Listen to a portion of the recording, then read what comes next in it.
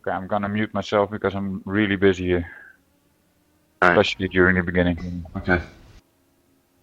Okay, who's starting, by the way?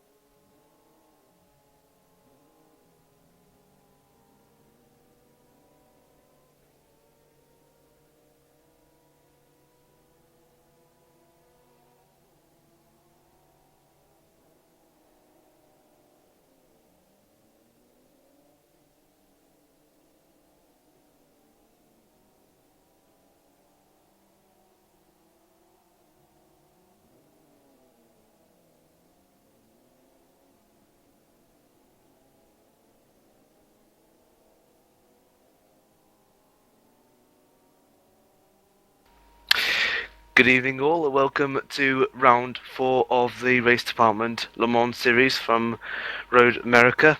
I'm Ron Squire, one of your co-commentators this afternoon, with Roy Magnus, Scott Woodwis, and Xavier De Calho. So, good evening, chaps, and sorry, not good evening. Good afternoon, chaps. Yeah, good afternoon to you, Ron. Good afternoon. So, the grid is lined up, waiting for to get going, and Matt Strand is our safety car driver for today, as we get ready for the 10 hours here at Road America. Now, we've previously missed out on the last round because one of the administrators had to take the time off due to personal commitments. But though we are back and we are going to get racing here in Road America. So let's just go through who's lining up for today, shall we? Yeah. Okay, so in the P1 category we have for No Limits Motorsport is Tobias Sonnenberg who's in pole position. Matthias Bortusk for Feed Sport Poland in second place. Then we've got Robert Jong in the sim race featuring Netherlands in third place. Sorry if I'm saying that wrong. Alex Strum for Satellite Racing in fourth place. Rafael Brusdis for RC France Racing Team in fifth.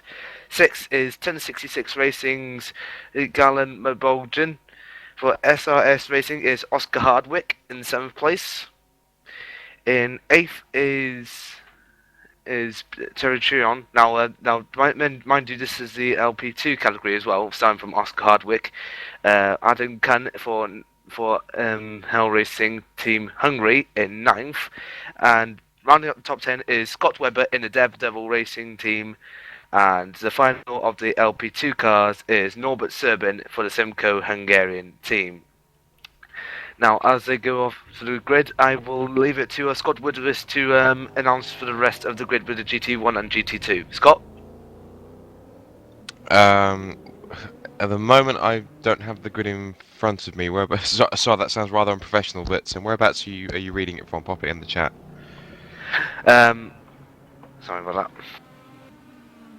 So apologies, because I did this, but I don't have any information in front of me because I haven't got anything downloaded, which I'm currently in the process of doing. So I do apologise if that sounds rather unprofessional.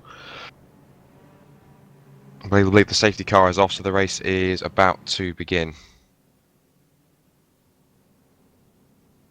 Right, shall I pick up? I'll just help you. Right, for the GTs. Yeah, so these are the confirmed drivers that are starting for each team. So, for No Limit Motorsport, we have Michael Muller. Then Roaring Price Maniacs, starting for them is Maciej Pesnicki. Sim Racing for Holland has Johan Nieuwenhof. RC.co.uk Racing Team, Alexandra Amelo. I'm sorry if I'm saying that wrong. Rare Endurance Team, Richard Blocker is racing for them, starting for them. Core Motorsports, Alexander Vos. RMI, Eric Tveit. Brigata also has Sander van Schaik. Simrace Vereniging Nederland has Yuri Grayson. RDLMS Season 4 Satellite Racing GT2 has Jeff Cable starting for them. Team Mar Motorsports has James Reed. And I'm thinking, alright, yep. Scuderia Bolas Negro has Roger de Klein. Sim Racing for Holland, Wilfred van der Brink. UK NL's GT1 team has Nigel Middleton starting for them. F1 Cast Racing, Bram Bielan, and Disturbed Motorsports, Rainer Hutt. Thank you very much, Xavier. I do apologise if I was being a little bit unprofessional earlier. It is what I am a little bit rusty, so I do apologise for that. But anyway, the teams are getting ready to. They're already around halfway around the circuit, ready to get revving up the engines. So while we're waiting, guys, who are you bidding on to win or even finish this race today? Well, THR has been having a very good season so far. My money would probably be on them to be up there. I'm not sure if they'll win. I mean, this is a 10-hour event. We've seen in previous events that we've often had a surprise team up there. So I'm not sure if we could say yet who's going to win. But for me, THR is definitely going to be one of the teams that is up there. No Limit as well. Satellite Racing has also had a very good season so far. in the P2s, yeah, well, pretty much all of the P2s in every event have been up there at some point. For the GTs, yeah, I'm not too sure. I haven't been following the GTs for too long. Ron, have you got any info for that? Who do you back, Ron? Sorry about that. So anyway, thanks for finding out who might finish this race as the cars at the back of the safety behind the safety car are getting ready to be packed up as the safety car gets ready to come into the pits. This is a green, going green. So we are about to go, and we are off. Yes, we're off, and the 10 hours of Road America starts now, and we got the well. Wait a minute. Looks. I do apologise for that.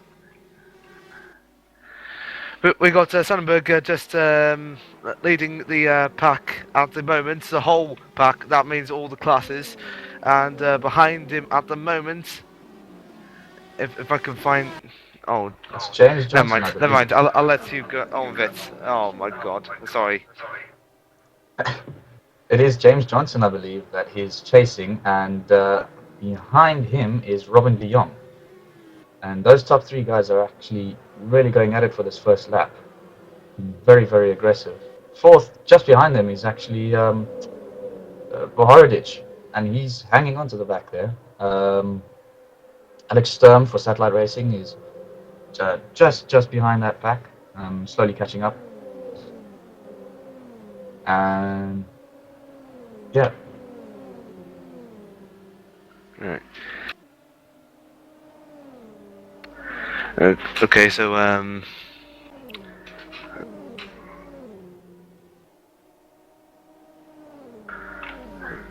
do apologise for this. There's a little bit of a delay. I'll just leave it over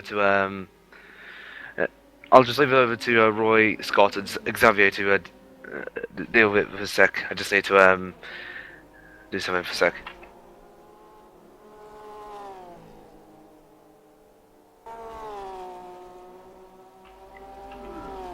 Roy, you on? Yep. Well, on the screen we got from the GTs, I see. So everybody is up and away. The only car that hasn't really completed a lap just yet is Matej Bogus, who had disconnection and for the Feeder Sport Poland team just before this race starts, so they're slowly catching up from behind. Let's see. I think we're currently watching Richard Block. Oh no, we've just changed over. We were watching Richard Blocker. Yeah, we're now with one of the Aston Martins. I've been watching the two previous races, but I don't remember the team names yet. Let's see.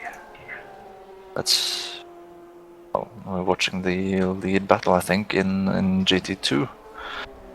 Moment where Eric Twite in my car is actually first on the road. Yeah, that is true. And I was watching earlier this morning some of the practice session and the qualifying, and there was some really, really competitive lap times going. I'm wondering if some of these teams, because we've seen in previous events where teams have qualified on some really quick laps and have kept it going throughout the race. Now I'm wondering if this week they're not trying to do the same thing.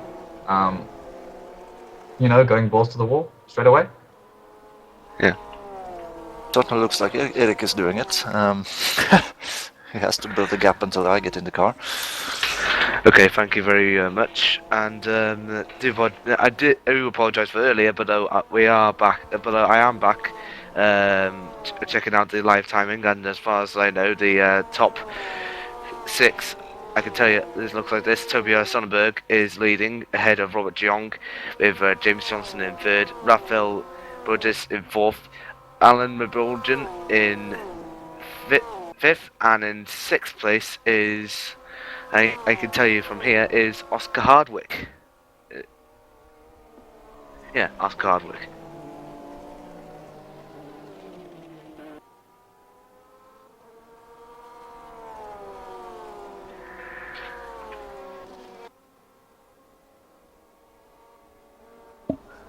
We are still with the top two drivers, top two cars in the GT2 field. Are looking like they're starting to get a little gap. Yeah, these two, Eric Tveit and Alexander Voss, look like they're already pulling away from some of the guys behind, which is what I said, going back to what I said just now, about these drivers going aggressive straight away. Oh, Yeah. and then we've got a P, is that a P1 car? Yes, it is. Yeah, that's the Coming field from the back sport car of the that field, was yes. disconnected. There's Bogus trying to make his way back up to the P1 field. Yeah, and doing so very carefully, making sure he doesn't take any of the guys off.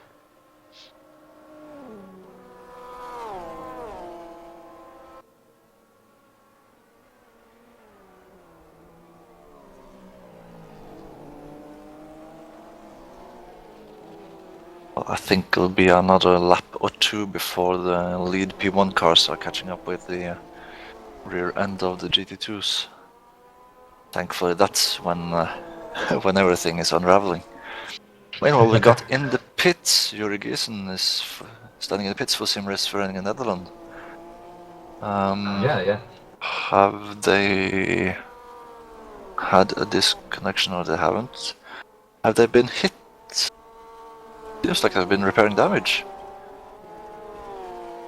Oh, is that right? Oh, maybe we had a first lap incident. Yeah, we can get. They've obviously had a skirmish. live feed. They've obviously had a skirmish somewhere around the lap at some point, but that's rather unfortunate if they've had to enter the pits this early. It puts them at a disadvantage, but then again, it is a long race. We've still got 9 hours and 53 minutes to go, so it shouldn't be too much of a problem for them to try and catch up. They are currently 26th overall, to try and so hopefully it wouldn't take them too long to get back near to the front of the their class, which is currently still being led. That's the GT2 battle, which I'm looking at, and that is still going on between Eric Tveit and Alexander Voss at the front. Yeah, I can see that battle at the moment. Eric De Vet trying to do it as well, trying to defend against Alexander Voss as they go down into the first corner. And well, now I know it's my first time commentating on this today, but though has Eric had a good season so far? Well, we have had a bit of ups and downs in the team. It's it's my car as well, but that has been a good season. Just had to have fun, so of course it's fun to lead. Yeah, and I'm just having a look at the battle between Tveit and Voss, and Voss has actually closed up on Tveit, as I can see from now. But though Tveit is still keeping him at bay as they go into the fast right-hander, just going underneath the bridge, going into the fast right-hander. Oh, and I think we've picked up is this. Yeah, this is the P1. Now look at the gap that Tobias Sonnenberg has just pulled within the first couple of laps. Just around 3.5 seconds. Wow. Full straight. Wow. Well, that gap was 4.5 seconds a moment ago. The current gap between Tobias and Robin at the moment is 3.5 seconds. Ago, and it's coming down, so it looks like Robin de Jong in the number 107 sim race. I don't think as I said, because I think the gap is going up. It was 1 minute. It was 3 seconds, 0.5. Then a couple of seconds later, it was nearly 4 seconds. But now it's gone back down to 3.5, and I think it's staying there for the time being. Let's have a look at some other cars at the moment. I'm going to look at Oscar Hardwick, and he's having a pretty lonely race at the moment.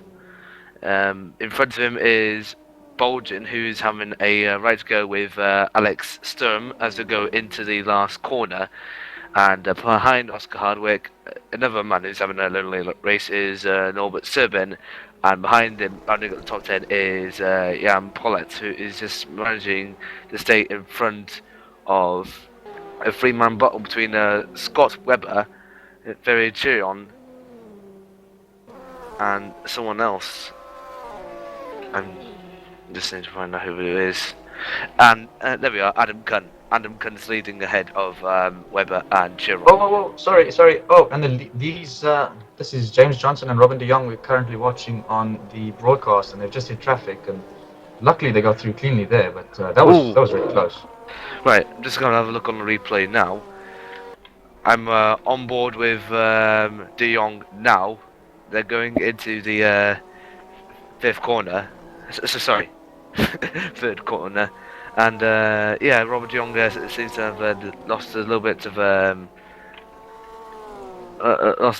time for that as he just overtakes one of the GTR cars as they go into. Oh no, and Johnson's just been held up by Twite. Twite battling with he's having his own battle there, and Johnson just got caught up in that going through there. Yeah.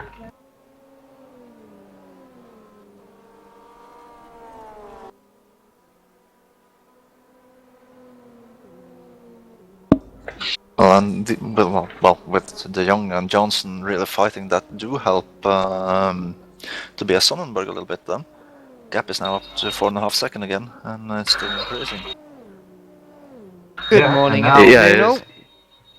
Oh, and we've And just been joined in the looks like commentary box by we Dan got Marr. Dan Marr on here. Hello. Hello, Dan. Evening. Oh. So I'm caught a couple of laps from the first couple of laps, but I have missed pretty much everything else. Could you give us a quick rundown of what's happened? Okay, so Tobias is leading ahead of Bogas in second. Johnson is third with de Jong in fourth. Brodis is fifth with Bolden in sixth. Sturm is seventh. Oscar Hardwick is eighth. Norbert Serbin in ninth. And rounding up the top 10 is Jan Pollet in the LDDT endurance team. That's the top 10 at the moment. Interesting. So what's happening in the lower classes then in LMP2, GT1 and GT2? Okay, below the top 10, Henry Leck is keeping ahead of one of the GT1 cars. Nah, it's sorry if I'm confused you again. Let's just continue on with the battle at the front. And in fact, just hold on for a sec, because I'm on board with Alexander Voss, and he's still battling on with Eric de Veit. Yeah, and just behind, again lapped by one of the P1 cars as they go into the last corner. Eric de Veit locks a little bit there, but though manages to keep the racing line as they complete another lap. So Eric de Veit doing well there.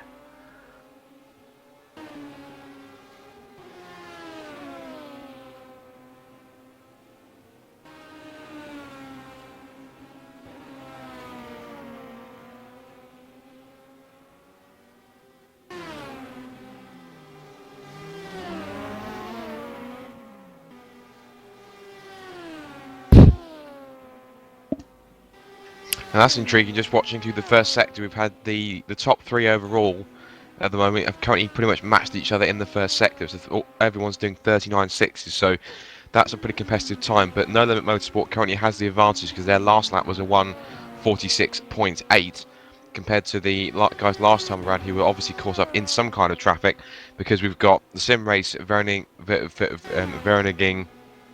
SRVN. Yeah, That's a SRVN lot, for lot short, simpler yeah. for me to try and say. Yeah. Lot simpler. I think possibly at some point in the final sector there has been some traffic that SRVN and THR in second and third, that's Robin de Jong and James Johnson, have been caught up at some point because their lap times last time around again were a little bit slower because their final sectors at least were roughly around 2 seconds slower than No Limit Motorsports. So Tobias Sonnenberg currently has a 4-second advantage at the front. Looking at the battle in P2, it's currently being led by the number 209 SRS racing car of Oscar Hardwick, and he currently has, looking at the advantage he has over second place, can't really see the exact gap, but he is second to the UK NL Racing Machine, car number 211, and that is of Thierry Cheron, currently driving that car. In GT1, it is again No Limit Motorsports who are leading the way. That's the number 305 car, driven by Michael Muller.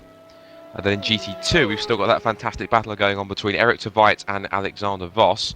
Eric de Veit in the number 406 RMI Motorsport car, and Alexander Voss in the number 403 Core Motorsports machine. So there's the battle still going on with the Brigata Orso machine of Sander van Schaik in third place. Okay, that's good.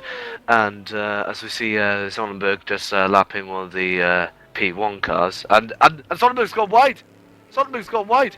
Oh no, he's off. Oh no, he rejoins. He's still fine. No worries. Still got a little bit of a gap to be on. Never mind. Shouldn't have hurt him too much. He's keeping his position. But though, nonetheless, he has lost some time. But though, Bogus is still a long way behind. So much more. Oh, and so De Jong that's- just caught up to him now, and he's actually right behind him. Yeah, I can see that actually now.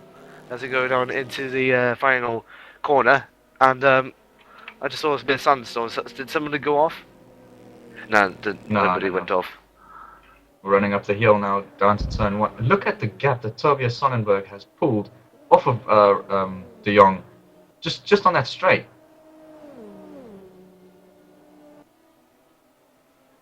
Does So- anyone know how far back the live stream is? It's 30 seconds on YouTube. Ah, thank you. I was just looking at it quickly because I'm trying to get into it with SimSync, so... Yeah, but though, if you want to talk about that, please do it in the chat. But in the meantime, this is live chat, and we are live.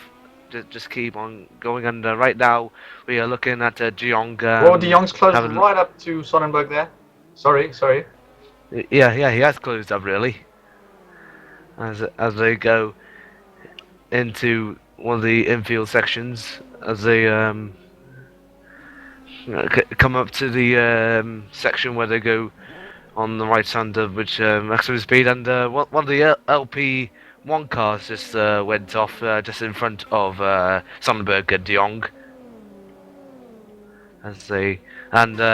Sonnenberg has actually pulled away a little bit from De Jong. Yeah, look at that. Sonnenberg on the straights and through some of the faster corners really pulls away from De Jong. He's obviously got more confidence in that car with the setup he's got on there. It's definitely benefiting him from the fact that he's probably got a little bit more mechanical grip, and that's what he's decided to set it up for. Maybe possibly also he's running a little more downforce, which will hinder him on the straights. But it obviously is going to help with not only with straight line speed, but also possibly it'll hinder him with straight line speed, but also it's going to hinder him with fuel economy as well. You may be driving a diesel, which is the Peugeot 908, but of course, the more downforce you run on one of these cars, as a lot of people will know, obviously, the higher the fuel consumption. So these guys are probably going to have a slight advantage, but that's probably what's allowing him to pull away at the moment. And there are a lot of fast corners on this circuit, a lot of very tricky corners too. So that could be a possibility that he's running a slightly higher wings to allow him to run through these more high-speed turns with a little bit more kind of bravery, shall we say, than the other guys around him possibly. But that's something we'll have to keep an eye on as we near possibly the first round of stops. Yeah, no, definitely. Sonnenberg might be pulling away from De Jong, but though one of the back markers from No, LP2. he's been held up. De Jong being held up there by one of the P2 cars. That is Serban in that car. Yes, and he's he's living holding through De Jong it, yes. up, though he lets De Jong through. De Jong Oh, he's will, gone wide. Oh, Well, Yeah, that was and close then for John him, will shame. try and catch up with Sonnenberg again. Yeah, I think I'm not sure if he's going to be able to catch up again like he did last time, because Sonnenberg seems to be really putting the hammer down. Yeah. In Sector 1, Sector 1 was where De Jong was actually catching him. But through Sectors 2 and 3, Sonnenberg was almost untouchable. He's just way faster, way faster. And that goes back to what Scott was saying about the downforce. That maybe Sonnenberg is running a lower downforce setting. Yes, but according to this, Sonnenberg is actually 1/10 slower in the last sector. So that's a place where De Jong could actually catch up to him in the third sector. So just having a look at the new lap times now, Yeah, as he's just gone across the line. and Sonnenberg is actually faster than De Jong in the last sector, only about 7/100ths of a second faster. The overall lap time is faster than by about a second. It was a 46.0 for Sonnenberg last time round, compared to a 47.1 from De Jong and a 46.5 from James Johnson in third. So the top three are starting to get a little spread out. The gap is roughly around between the three of them. It's about 3.5 seconds or so. So it really is starting to close up a bit more. So what we'll see in these early stages, of course, there's a lot of traffic they have to try and thread through. I don't know exactly where they're up to traffic-wise because I haven't got that on my screen.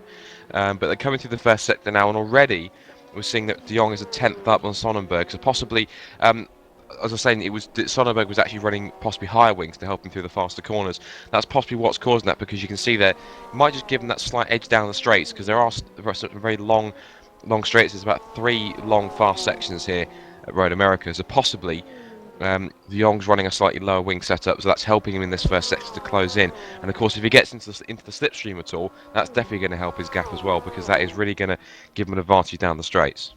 But when it goes to the infield section, that means he might lose traction, might go a little bit wide on the some of the much more slower corners on it. That will cause him to widen the gap between him and Sonnenberg. But Sonnenberg's other challenge to make sure to not make that De Jong past him is, of course, the back markers, as he was again held up by a couple of back markers. Traffic now. Yeah. Getting held up a little bit there by some of the GT2 cars. Yeah, and De Jong's been held up by them as well.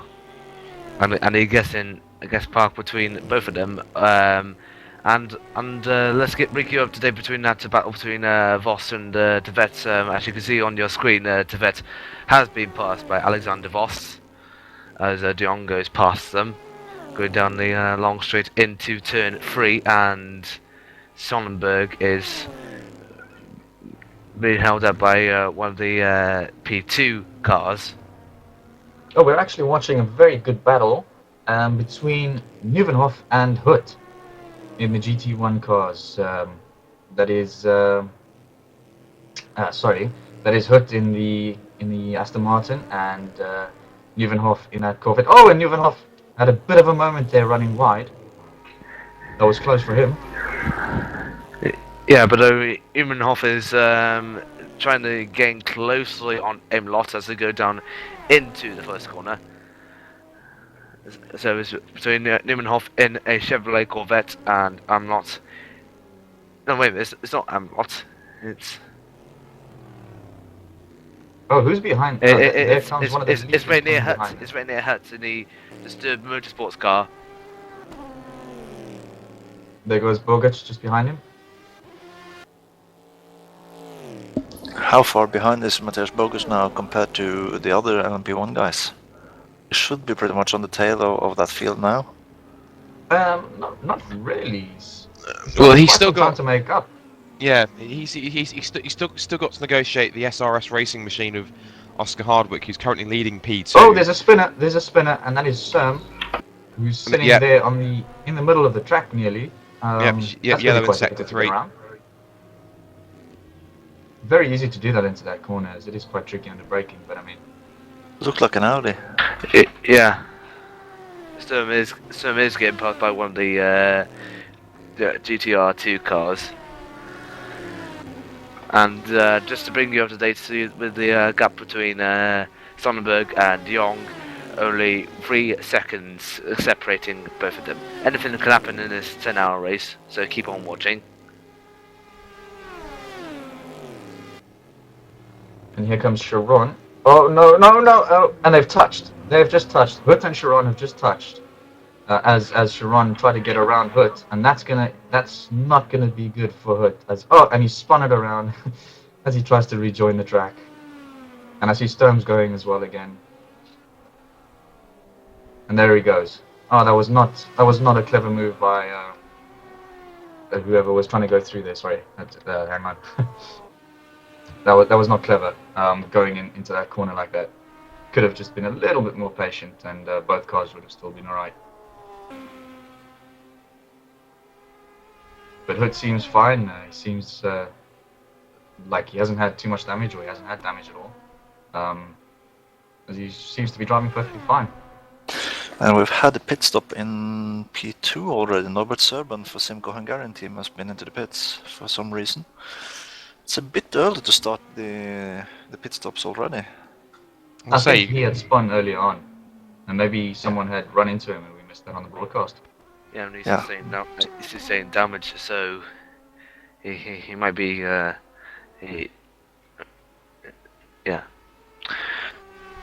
Let's bring you up to date on one of the lower end cars, Eric de Veit, and he's closing up on Alexander Voss, as I can see from here.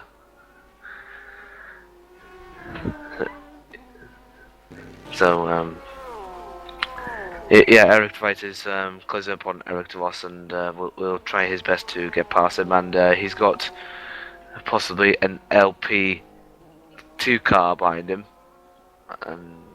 Yeah, he's got an LP2 car behind him. But that's one non-issues here. And let's bring you up to date on the news at the front. And Tobias has been held up by. Is it Scott Webber? No, it's not Scott Webber. It just looks like one of those. Oh wait a minute. It is Scott Webber. He's been held up by Scott Webber.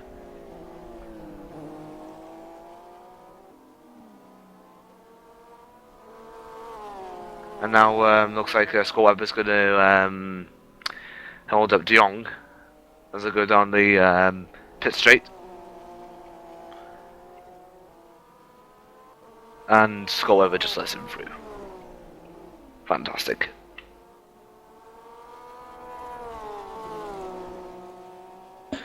At the front of the GT2 field, I think we might get a three-way battle in a couple of laps, because Wilfred van der Brink is moving his way closer towards both Voss and Tveit. Yeah, and yeah, we're currently watching Voss and Tveit's battle at the moment, and it looks like Voss is sort of pulling away from Tveit in some of these sectors. But Tveit seems to be holding on through this sector, which is sector 2. Tveit's gone a little bit wide in the second to last corner. Yeah. Now, can he catch him down the straight? Let's see if the car's a little bit too far back to get a slipstream, but he should be able to, if he brakes a little bit late, and which I'm not, because these guys are going sort of balls to the wall. Should be able to catch him. We must just keep an eye on Van den Brink as well, as you mentioned. Just have a look at the lap times between what is now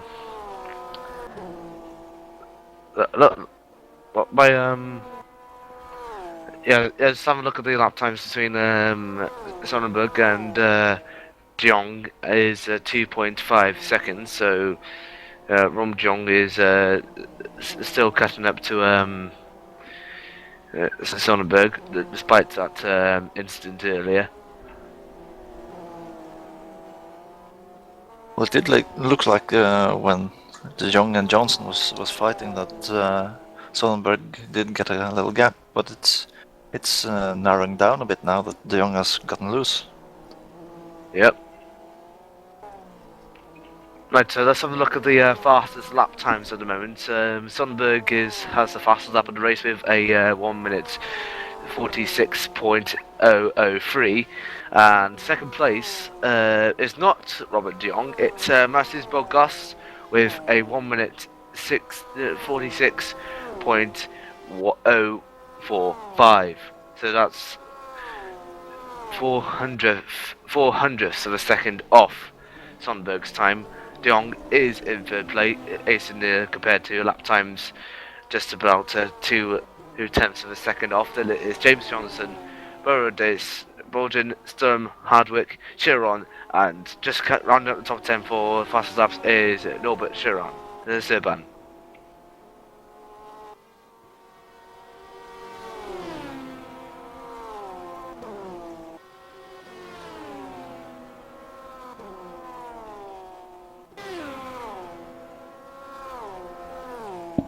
So that's half an hour of racing done already, then just 9.5 to go. And everyone cheered.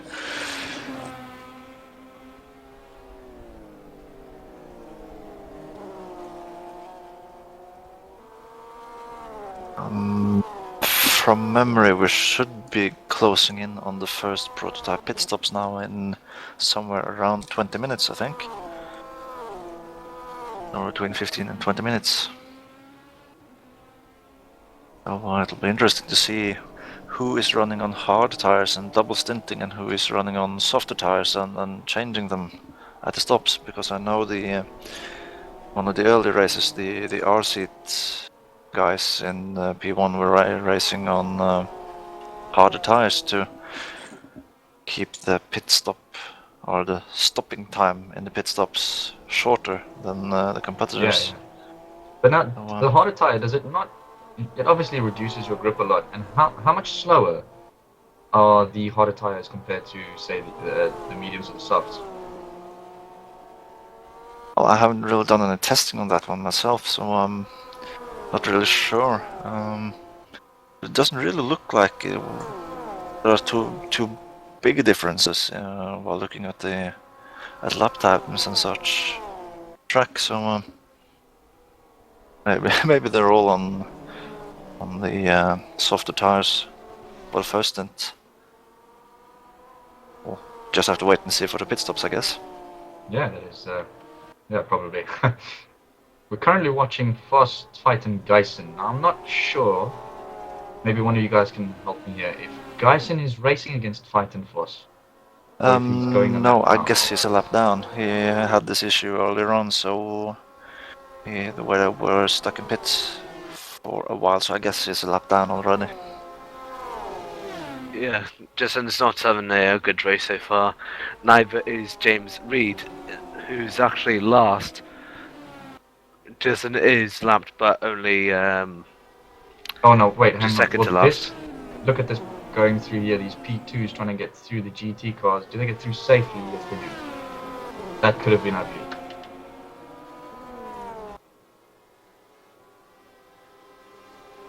And Sturm, and that is Sharon and Sturm going through with each other. And Sharon and Sturm, Sharon had the incident with one of the GT2 cars, and Sturm was one of the guys who had spun, and we suspect taken contact because he was in the pits.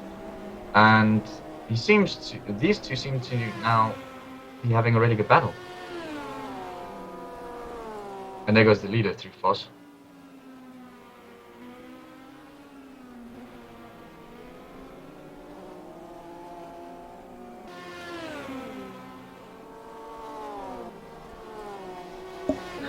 Well, now we're getting this far into the race as well. It's so much easier with the traffic because you don't have all 7 or 8 GT2 cars collected in a bunch. It's a bit more spread out already, so it's not too much time lost when you get up to a little group of cars. It's usually only 2 or 3 of them, and off you go. Yeah. Kun goes through on Foss there as well. Now Twite really needs to find some time somewhere to get Foss, because I think he was a little bit. I think his lap was impeded a bit from the traffic that was passing him, and maybe it distracted him a bit. He's dropped a little bit more time to Foss now.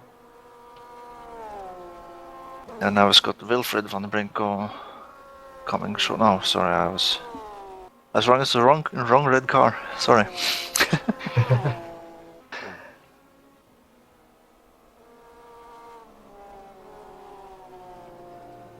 How big is the gap there? Oh no, sorry. I thought Twyte had made a mistake, because it looked as though Foss had made his gap a little bit bigger, but that's not the case. 4 seconds now from Van der Brink up to Twyte. It is closing down slowly. It's not having a massive amount of time on every lap, but it's catching in bit by bit. The gap between Tobias Sonnenberg and Robert Young has closed down just nearly 2 seconds. Okay, so just closed down nearly 2 seconds. James Johnston's behind. He's 2.5 seconds just behind Robert Young. That's the top 3. Just to make sure.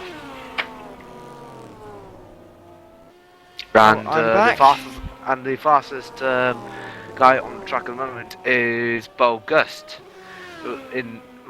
who's just done a 1 minute 45.607, just topping Sonnenberg's original time of 1 minute 46.003. So that's 4 tenths off. So Bo Gust is on a flyer, even though he's a little bit behind at the moment, down in 6th place. Oh, now look here. Now Foss has had some traffic go past him, and it looks to have impeded his lap as well, because Twyte seems to be catching him now. Yeah, just having a look at the battle between Voss and Twyte. And looks like Voss has touched the grass a bit, and Twyte hasn't, so that means Twyte could have a much more better run on Voss. But though it's not unlikely to be having an overtake at this moment in time, as I go down into the first corner, as we're now nearly. Is it half an hour in now? Yeah, pretty much.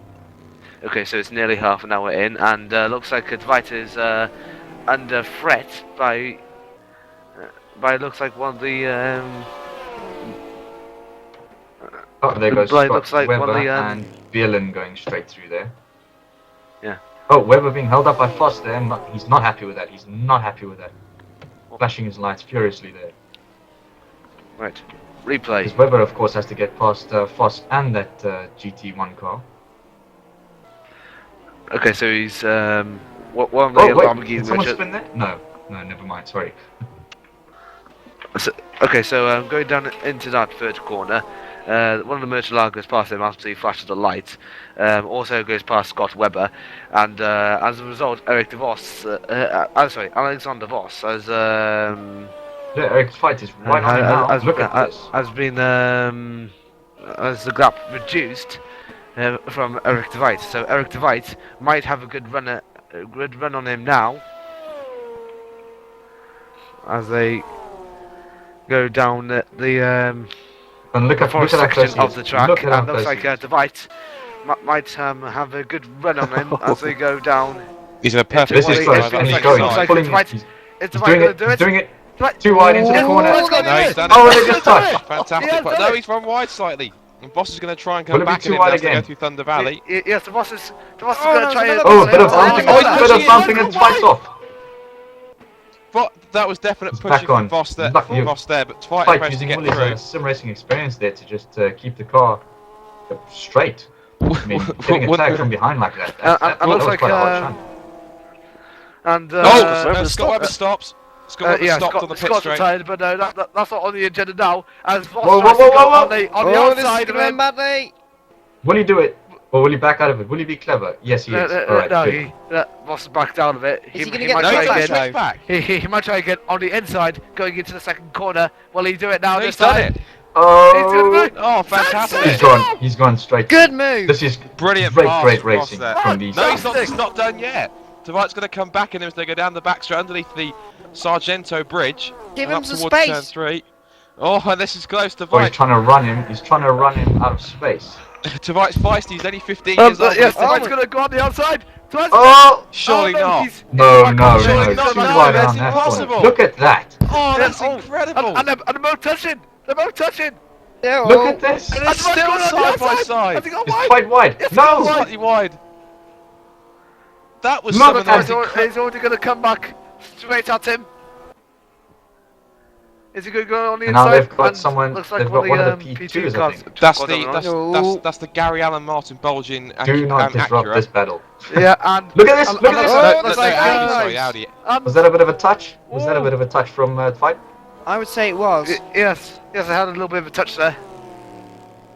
Fight, of course, is a very Definitely. experienced sim racer, and clearly putting all of that experience to good use here against Foss.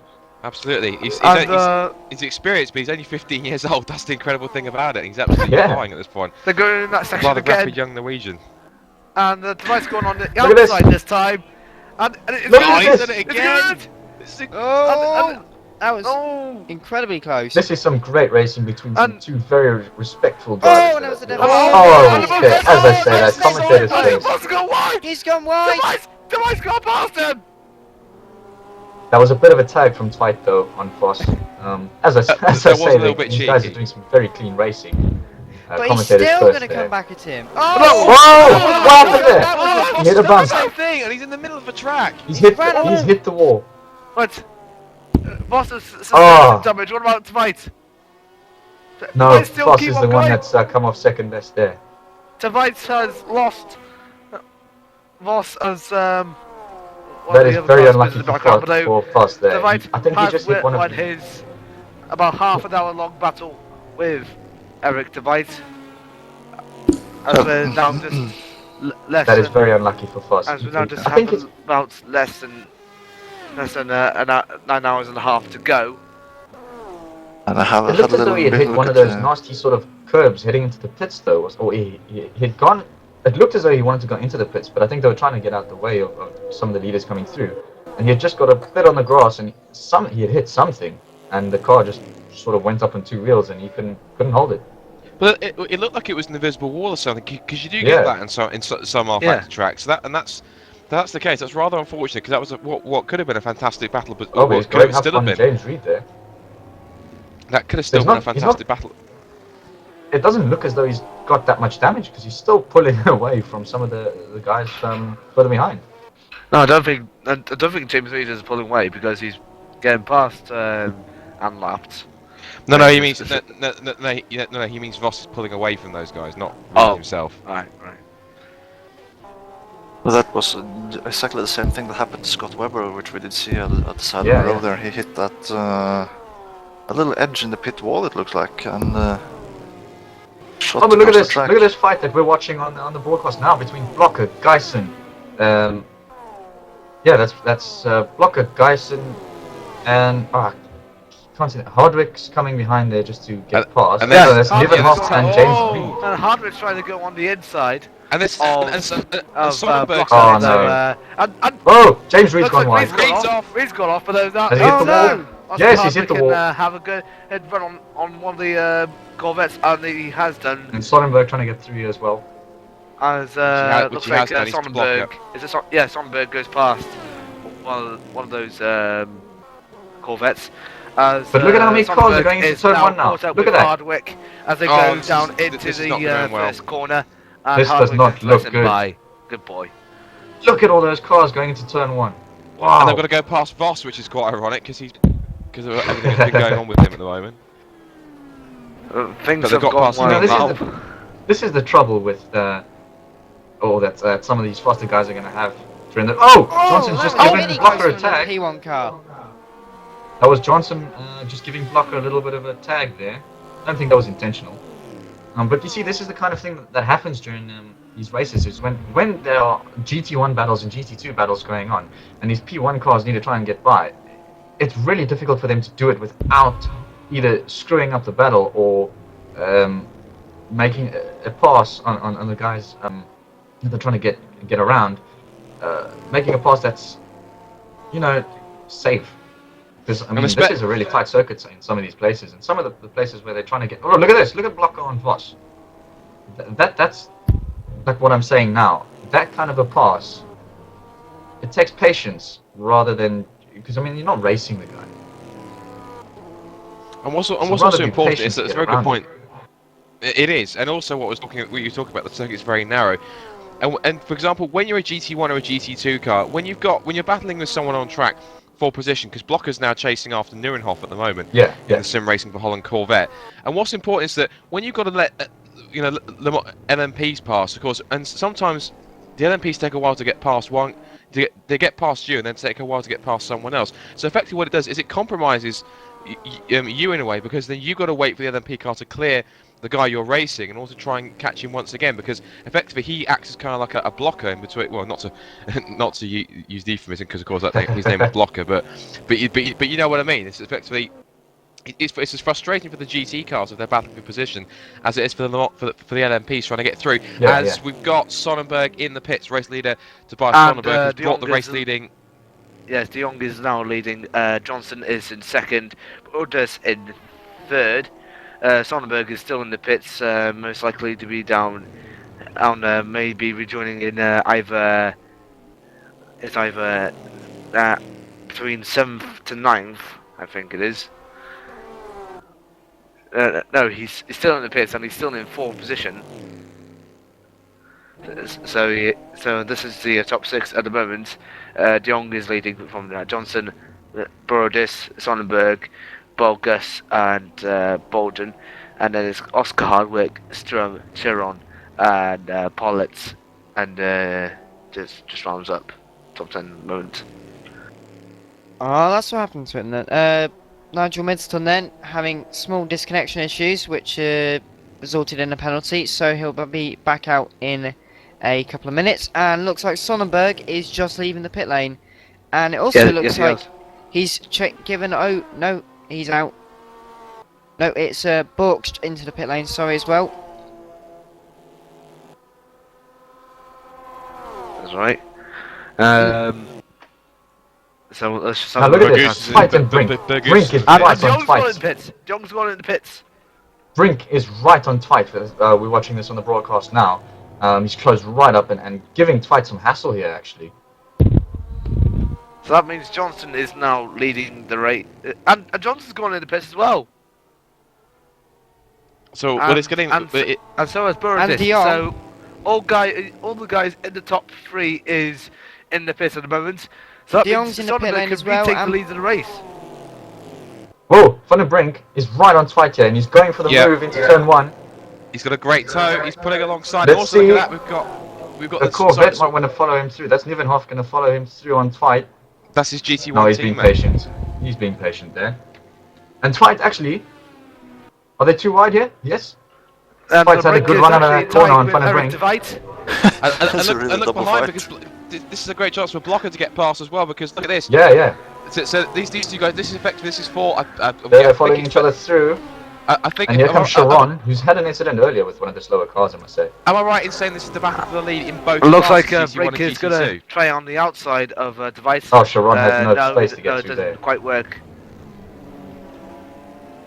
Well, Nieuwenhof has got through, so Nieuwenhof is now past Blocker. And apologies, I don't think that's for the lead of the GT1 class. Apologies for that, but there was a pass for position. So the number 311 Race Corvette, although Blocker's trying to come back on the outside. Sharon and Blocker having a bit of a touch there. Bit of a moment. Sharp was so close, and now we've got behind him closing in is another one of the LMP2 cars, and that is if I can find that's Jan Pollitt in the number 206 LDDT Endurance Team Acura, and he's now chasing after that GT1 battle. And now look at Van den Brink's actually dropped back now, because he's now got he's got Hut on him. Yeah, he's got Hut on him in the Aston Martin, and he's now coming through. And also just behind we've got an LMP2 car as well. I'll see what it is in a second. It's Kuhn. Whoa, wait! It's a Kuhn. Look at this! Look at this! Is that Weber? No, it's not. It's Kuhn. That's Kuhn going through there. Yeah, Adam Kuhn. in the number 204 Hell Not Racing Team Hungary Fight could Acura. actually get it. Oh, Whoa! and Oh, there's with a some spin! other What's ones going wide. on? Oh, no, yeah. no. I I've did- actually I seen did that a see some lot smoke. during this broadcast, is that some of the GT1 guys and some of the P2 guys, I think, that we've been watching, do go wide on that corner.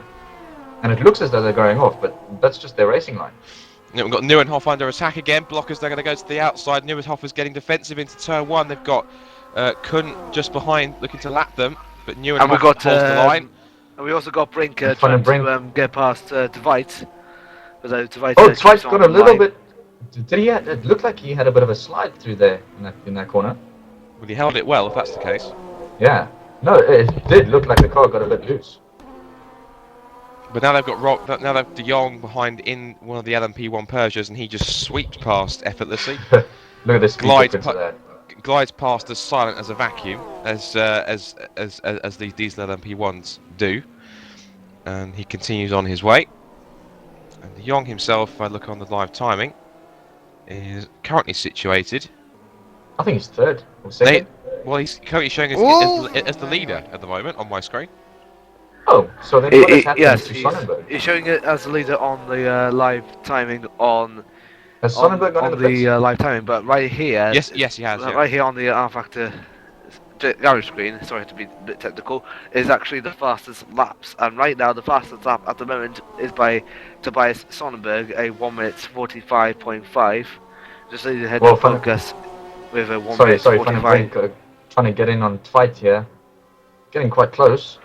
Yeah, I can actually see it now. And they've got As, Lek trying to oh, come with him as well, Lek, and that's oh. exactly the problem I was talking about earlier. Oh! And Lek that has was gone close. through. And He's Dwight holding is- up Lek. Dwight is not letting Lek through, but that's obviously compromising Van der Brink because he's got an LMP2 car up between. Now he releases Lek into towards Thunder Valley, which is the this little section through here. This gonna goes say- back to what we were saying earlier about how the GT cars really need to be predictable about what they're going to do. Yeah. And I think it was explained in the briefing. I Dwight's wasn't got a present little in the bit wide briefing. there. Dwight's got Yeah, a little bit wide, so that means that Oh, and Lex just gone into the pits. that Brink should close up on him as one of the LP2 cars come in the pits. Yeah, that With was Lex Sharon that just in as into well. the pits there. Well, Van So der Brink has a very good Brink toe is here. actually closing up on Dwight. And he's going for it. Dive, To make no. a pass Oh, no, he's on- not. He's not. No. He thought no, about he's it, not but he gonna wasn't make a pass. entering. And now they've Yeah. got. He had a bit of a... He might try really that on the got next there. corner as he gets And past. here comes Sonnenberg by- actually, by behind Sonnenberg. Baharic. And tried missing the apex there, that's not normal. Yeah. A little Not bit normal wide at for all. Van der Brink, kicks up dust as they head now down the back straight towards turn 3. It was turn 4 technically because they count with a little kink between turns 1 and 3 as a corner on my corner, on my circuit map. I don't know for the reason why. But Van der Brink getting a nice toe here. Can he dive up the inside of turn 4? No, he not doesn't. far enough He Thinks doesn't. about alongside. it, but no. So And, he's he going to thought try about it. a little bit uphill into turn 5 and 6, and no chance there. So going into turn 6 now. They usually go wide in this section, and no problem with that. Dwight's gone wide. Brink hasn't, as they go down into turn 7. Into the fast sweeping right hander of turn 8 as they go underneath the bridge. And Dwight is still heading ahead of Brink, even though Brink has tried to close up on him on multiple occasions. Dwight's doing well to keep his position. And Brink will try and catch up on him as the race goes on. And very good point there. And just to remind something, the Core Motorsport car of Alex Voss, that's just gone off. So And that's I the wanna- car which had the incident earlier on, wasn't it? yes, it was. He looked like he had quite a large shunt into the wall because the bonnet was gone and the front left was caved in pretty much. Although this is down the inside, no, he doesn't. Goes the number 409 car of Wilfred von Brink. Although he is in the tow, can he get a good run coming up the start-finish straight then? Yeah, I'm sure He will. could do as the And he's gonna Brink do goes it. on. He's going to do it. On the inside. Round the inside. They're both and they go down into the first corner. Dwight and Brink's gone past him. That was nice and clean from Brink there, I must say. That was simple, Brink. That was a very good move Well by done. Von Brink there. I just need to mention quickly that Matt Richards, the new driver for Daredevils, is now in the car. Has taken over from Scott Webber. And where are they currently running, actually? Matt Richards at the moment is, if I can see it on my screen, I can't see him at the moment. Ah, there we are. It's updated now. Matt Richards is, if I can just, never mind. We'll find out later on. But let's just count up the top 10 at the moment. Robert Young is leading from James Johnson. Rafael Moses is third. Tobias Sonnenberg is fourth. Borquist is fifth. Hardwick is sixth. Kuhn seventh. Sturm eighth. Serban ninth. And Paulette rounds at the top 10. Chiron behind with Loris in 12th. Holmgren 13th. Muller 14th. Breland 15th. Presnicki 16th. Almont 17th. Blocker 18th. Nosov 19th. Hutt 20th. Bolton 21. Brink now up into 21st. Is it 21st? And looks like Bolden has disconnected. Yes, Bolden's disconnected. He's not racing anymore, which means that Wilfred Van Brink now moves up into his position in, is it 20th place?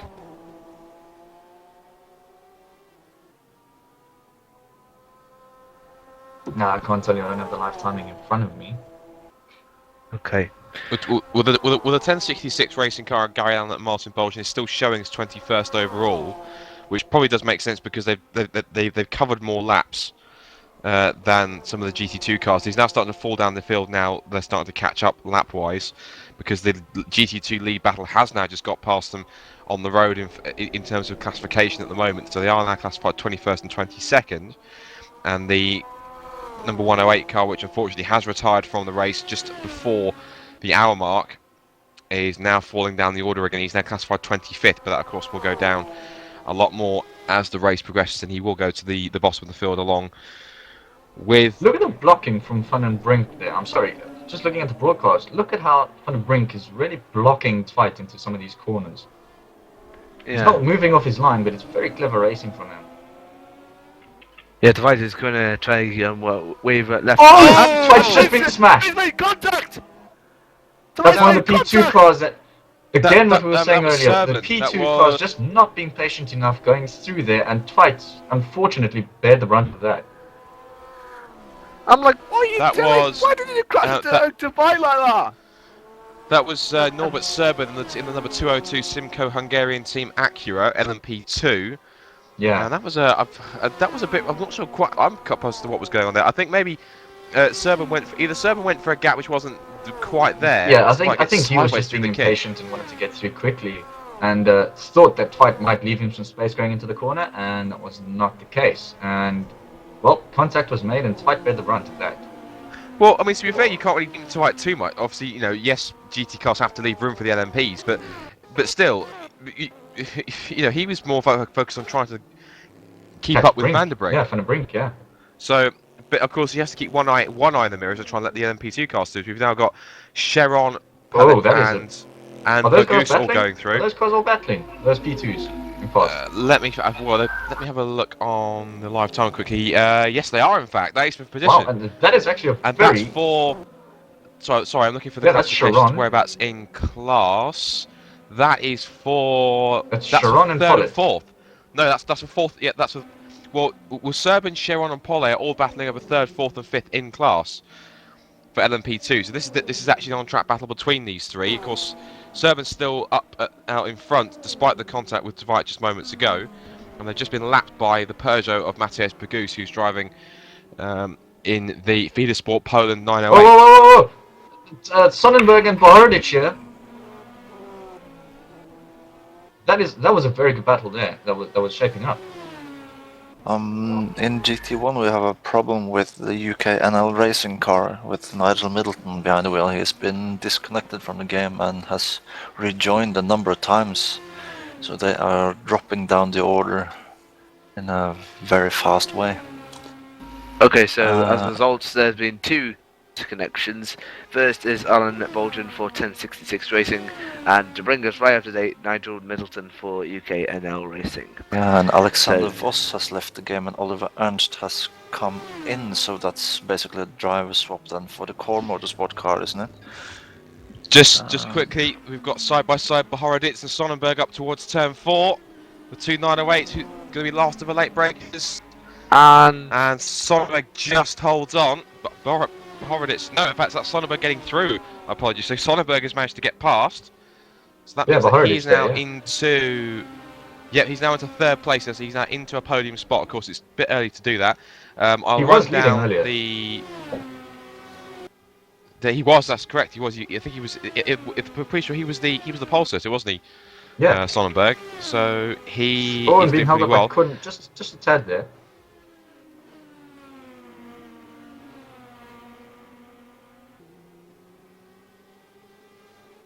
But we've got some really good battles shaping Oh, up we've got- at the sorry. circuit.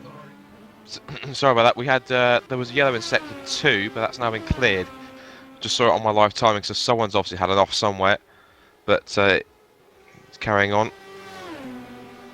Yeah, I was just saying, we've had some really good battles so far in this race, and hopefully we get a lot more in the coming, 9 hours? Or 9 hours, 20 minutes or so? That is true. The timing is now ticking over 2. We have now hit the hour mark, so I think it's a good time to run through the race order again and the class leaders. So in this round 4 of the 2013 Race Department Le Mans Series here at Road America, here is how it stands right now at the hour mark. Leading the race is number 107 SRVN Peugeot 908 of Robert de Jong, and he has a 6.5 second lead over the number 109 THR Peugeot James Johnson in second place. Third is the number 112 No Limit Motorsports car of Tobias Sonnenberg, who's just taken third place from a number 113 RC France Racing Team Peugeot of Rafael Bohoroditz. Rounding up the top 5, we go through the top 10 overall. In 5th place is the number 103 FIDE Sport Poland Peugeot of Mateusz Bogus, so Peugeot seems to be the order of the day. The top 5 at least. Then in 6th place is the number 105 Satellite Racing car of Alex Sturm. That's the first of the Audi R10s. Then we've got in 7th place is the leader in P2. It's number 204 Hell Racing Team Hungary Acura of Adam Kuhn. And the 7th place is the number 209 SRS Racing Acura, I believe. I think it's an Acura. Let me have a look. SRS Racing I think on my it is, yeah. screen. Yes, it is. Yes, correct. So he's at second in LMP2. Was leading earlier on, Oscar Hardwick. So he's doing very well indeed. Oh, and I've just left the track for some reason in my server thing because I clicked the wrong button. So I'll come back to that in a moment. But we'll see what's going on the screen on my live timing. In 9th place overall is the number 211 UKNL Racing Acura of Thierry Cheron, and rounding out the top time is going to be the top 10 is going to be the number 206 LDDT Endurance Team Acura of Jan Pollitt. That's the running down just to round up the top 5 for LMP2s is the number 205 LSD Racing Davy Laraise. He is currently 6th. No, sorry, he's in 6th position because just ahead of him, I apologise, is the number 202 Simco Hungarian team. Oh, car, Sharon's Norbert just spun Serban, off. who we Sorry. Sharon's just spun around again. And he was sitting in the middle of the track there, I'm not sure. We've got a good battle from Bielen and Nieuwenhof there. Sorry for interrupting. No but, problem. No. Very good battle shaping up here between Bielen and Nieuwenhof here for the GT1s. Well, whilst you keep an eye on that one, because I'm good at because my screen's now starting to try and load up again, which means I can't actually click back onto the live timing. That's the pain of R Factor when you have to load back in. But hopefully that will do in a second, and we'll quickly run down how they stand in GT1 and GT2 in just a moment. As we remind you again, we have now passed the hour mark here at round 4 of the Race Department Le Mans Series, the 10 hours of Road America, not the 6 hours that it says on the fly when I try to load the track. So it is 10 hours that we're running for. Isn't it the 3rd round? No, it technically is, but it's actually the 4th round because the last round we had missed it. Remember? I see. And of course we've got the season finale. Of course, it's going to be a big one. Oh, Bielen just tagged Oh, who was that? That was Serban. He's just tagged Serban, and now he's getting. He's sent Serban off, and now Nievenhoff is gonna try and get past him.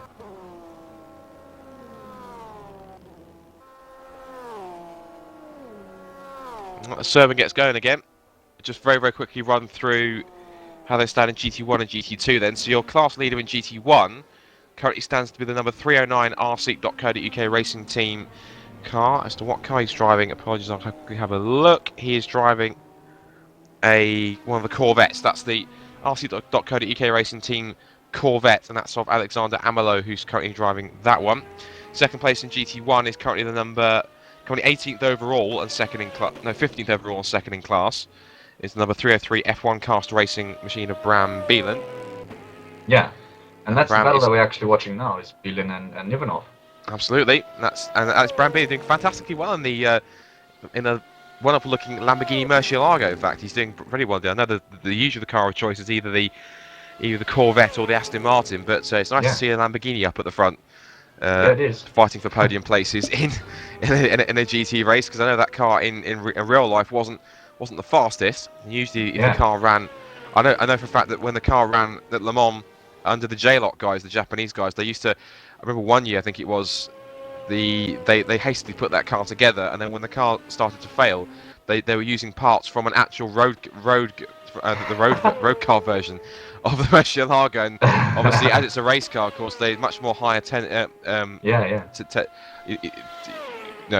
higher kind of I'm trying to search for the word here, much higher kind of temperatures and kind of thresholds, and the margins for error with those kind of parts is very fine. So of course they put those replacement parts in, sent it back out, and shortly afterwards it expired once again, which is never good when you want to put road car parts in a race car. I'd never try and I would never advise it. Quickly running off the rest of the GT cars. Now it's actually in third place now, because he's been passed by the number motorsport car, as Xavier is correct. Bram Pengeveld is in now for Roaring Pipes. And that's Roaring Pipes Maniacs has now made his pit stop. So that means now Bram Pengeveld, the man who oversees everything in Race Department, has decided to take the wheel of his team car. So best of luck to him. So I apologise, I'll very quickly try and get to the rest of the GT1 and GT2 cars quickly to round out the top 5 for them. So now second is now the number 305 No Limit Motorsport car of Michael Muller. Third place now, 16th overall, is the Alexander Amelo Lamborghini. As Marco has just said that the Sim Racer for Holland is also in, possibly Nieuwenhof may be doing a driver change. Fourth overall is the Roaring Pipes Maniacs car we've just been talking about, number 308 car with Bram Pengeveld now at the wheel, and rounding up the top 5 is the number 301 Disturbed Motorsports car of Rainier Hut, and that's the Aston Martin. And very quickly run down GT2. Leader for GT2 is number 409 Sim Racing for Holland Porsche, Wolfie van der Brink. Second is in class as number 402 Regatta Also car of Sander van Schaik. Third in class is the number 407 Scuderia Bolas Negro car of Roger de Klein. Fourth in class is the number 406 RY Motorsport car of Eric Tveit. He's been in plenty in this first hour, that's for sure. And rounding out the top 5 for the GT2s is number 414 Satellite Racing 2 car of Jeff Cable. And we finally managed to get through it without too many dramas. Yeah. So we Currently were looking for the just battles that are out on circuit, and have you guys seen some that are getting really close? I mean, we've got Hurt here, and we're trying to make a move on Ernest, I think. Or is he just trying to get around him? No, he's actually trying to catch. Who is that in front of him? Mr. Klein. So we've got Hurt catching Klein. And that looks like a good battle shaping up, because Hurt's getting really close to the back of him. From the rear end of the field, Nigel Middleton is now back into the race for UKNL Racing after disconnecting and connecting several times. Hurt and Klein have just touched. And Klein not happy about that, flashing his lights furiously at him. Not clever from Hurt there, I must say. Well, Ernst is coming back at him. The Klein and Ernst will go side by side down towards turn 1. It's Ferrari versus Porsche.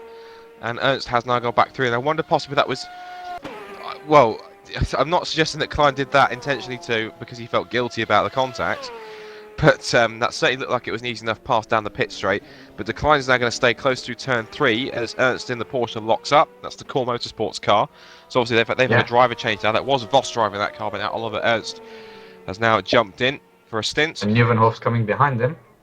Yeah, that's Nieuwenhof. That's the class-leading GT1 Corvette, the Sim Racing of Holland just car. To get past them here. Now look at that! Look at that! And once again, it's that problem we're Ernest talking about. is trying to block the car behind, and Nieuwenhof, you know, that's the difficulty here. Is you're trying to race, but you also need to be respectful and let the faster guys through, and that just shows how difficult it is to do that.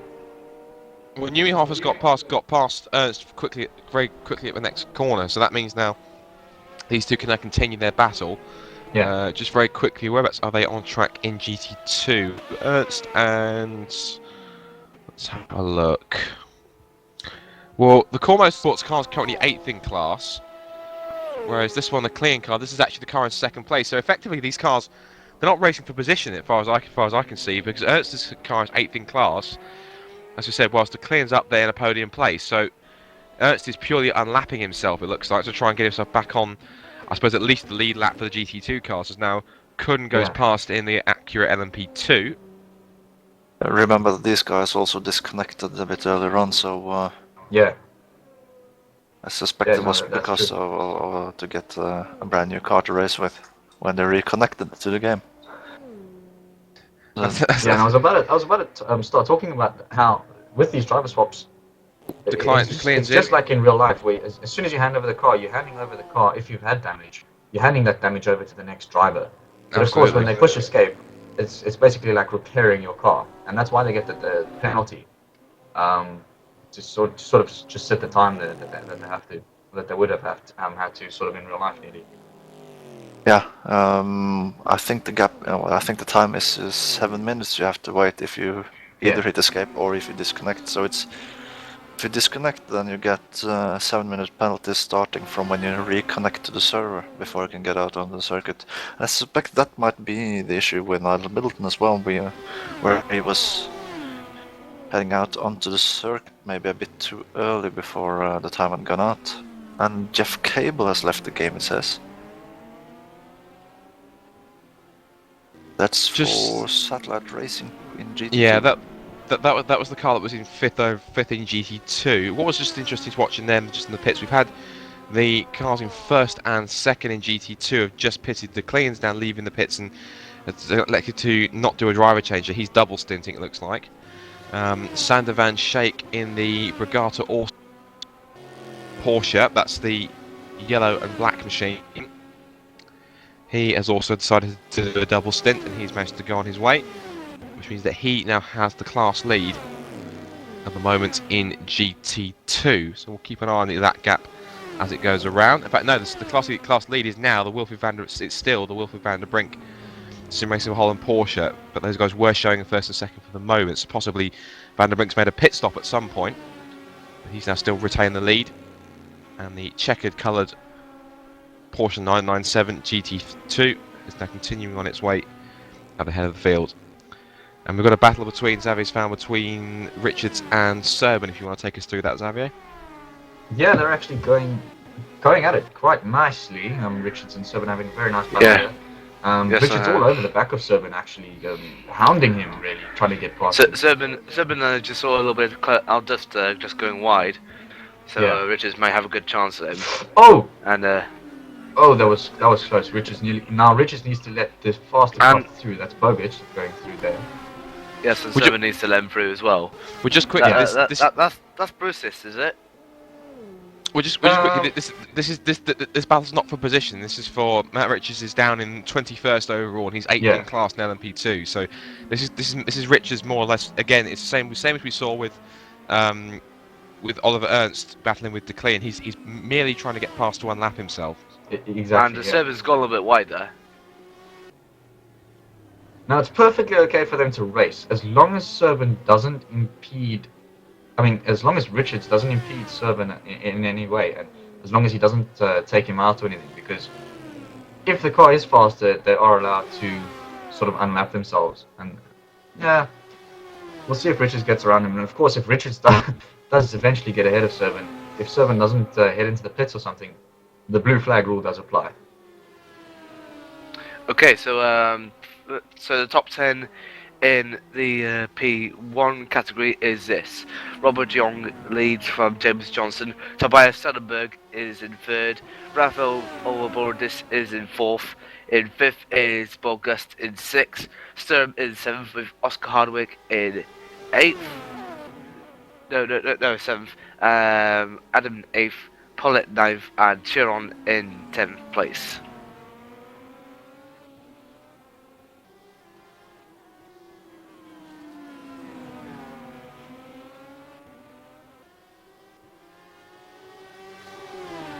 Just while we have time here, I would like to just mention the race department Twitter interactivity sort of thing that we've got going with the RDLMS. Please, if you are going to tweet about the race department Le Mans series, make sure you use the hashtag RDLMS. And look, if you have any questions, use the hashtag RDLMS and you can see them in our Twitter feeds, and we'll be able to answer some of those questions for you. Don't forget, you can also check us out on Facebook for latest updates. Just like it or comment on it if you want to. That is all. Yeah. And also, just wanted to give a cheeky plug as well, of course, for another Race Department associated series that, of course, it's back in action this weekend. And it is, of course, Formula Sim Racing is once again racing. And this occasion we are at, well, I suppose for most of us guys in the commentary box, our home country. We're at Silverstone for that occasion. It's the British Grand Prix.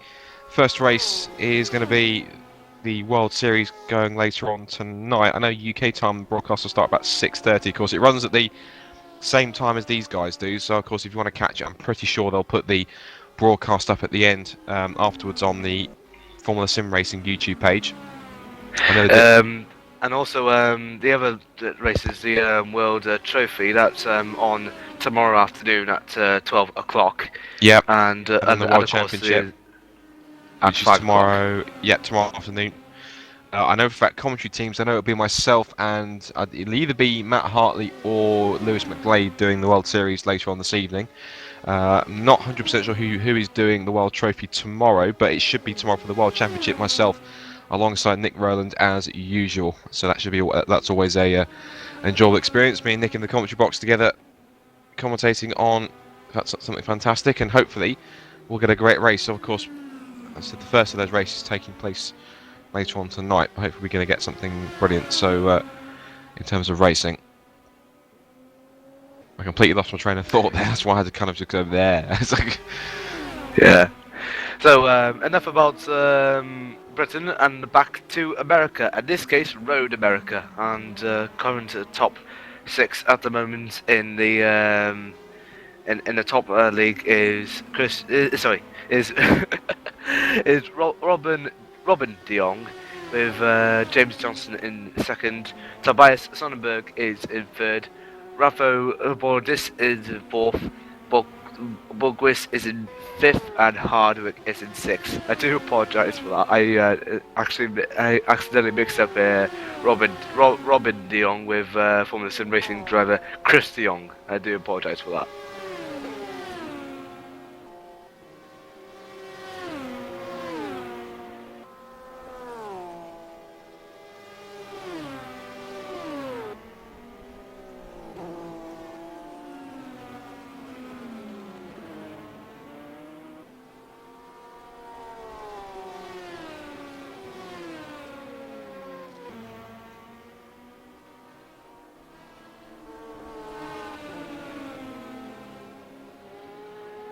Just looking through for some battles, and Pollitt is once again on the back of Sharon, and Bahard is trying to get past them. They've just gone past Fight right now. Oh! Bahardich had to duck behind Sharon there just to try and get past. But Pollitt right on the back of Sharon now. And this, of course, is what we're watching on the broadcast. Right. I've nearly mistaken the guy behind Sharon for Oscar Hardwick. I thought, how's Oscar Hardwick just gone down there? And never mind. So No, let's that is just Sharon. speaking of Oscar Hardwick, let's see what he's up to right now at the moment. Oh, let's Sharon's gone make our way wide. through. Sharon's gone wide, and Sharon- Pollitt's just gone straight through. Oh, well done. Let's have a look on the replay. I think Sharon, with the tag that he had early on in the race, has got a little bit of damage that he's battling with the car, maybe. Which might be why he's been spinning quite a few times and why we've seen him had a few incidents so far this race. Yeah.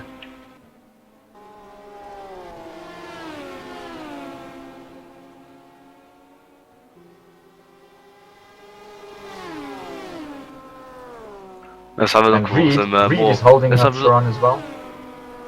Let's have a look for some more close calls, and we're just looking at Renier Hutt, who's just is just going to be lapped by one of the P2 cars.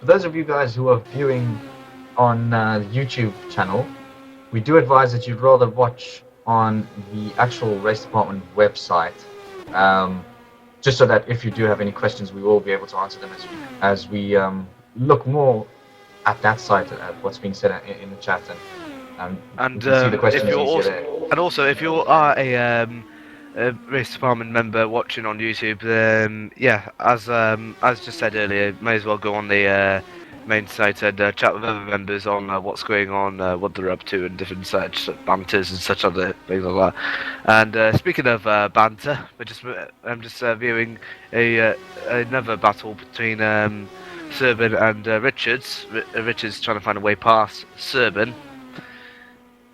So yeah.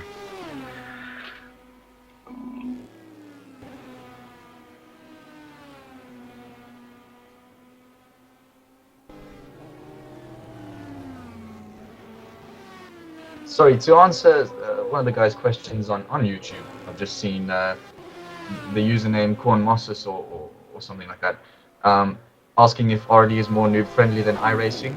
The answer, simply yes. Yeah. And if you are not an there is RD one- member, and there's you can one. grab yourself. Yeah, sorry, go. And I can also answer if there was, and there's also one huge difference between iRacing and Race Department. Race Department is free. iRacing isn't. That is all. Exactly. Yeah. And look, if you're not a Race Department member, come and grab yourself a membership, grab yourself a racing license, and look through all the forums. There are various club races every week, at least twice a week. Yeah, come in and join us for some racing. We support all the major sims, and yeah, definitely come down and join us for some great fun on the servers and some great fun on TeamSpeak as well. As well as also playing some other random games on there as well. We also do have general discussion on off-topic things other than the sim racing. So it's not just all sim racing in there as well. So just be joining in on that. Yeah, and I believe we've just been joined in the commentary box from Scott Webber.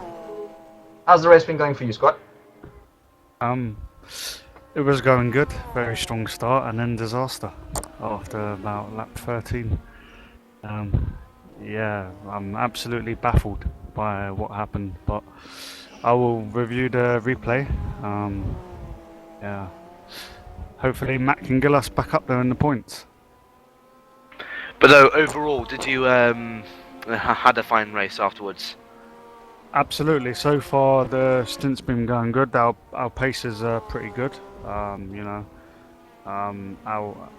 pace is 151 to 152, which is what we're aiming for anyway. You've got to bear in mind this is an endurance race, and you want the tyres to last. So that is our target, and we're sticking to it. And as we said from the last round at Silverstone, our strategy will be a lot more aggressive, and it is, it is working. But some misfortune from my driver stint when there was a massive crash, but hopefully we'll get back in there. Thank you very much, Scott. I noticed my driver's trying to overtake at the minute, and he's having trouble. Yes, but just saying at the moment, he's trying to find a way past Serban as they go down into the first corner. Serban and Mark Richards is actually going to have a look on the inside. Will he have a look? Go for it? No.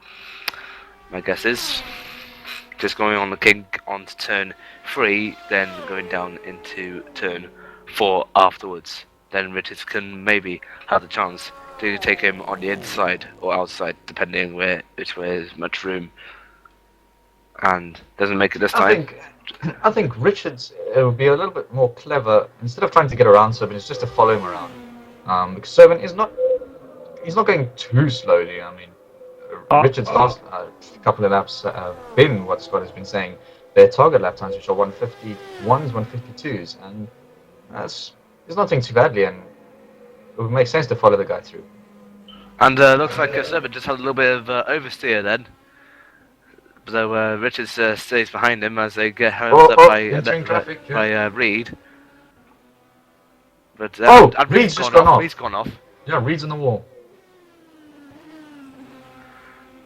As Richards is now really closing up on Serban.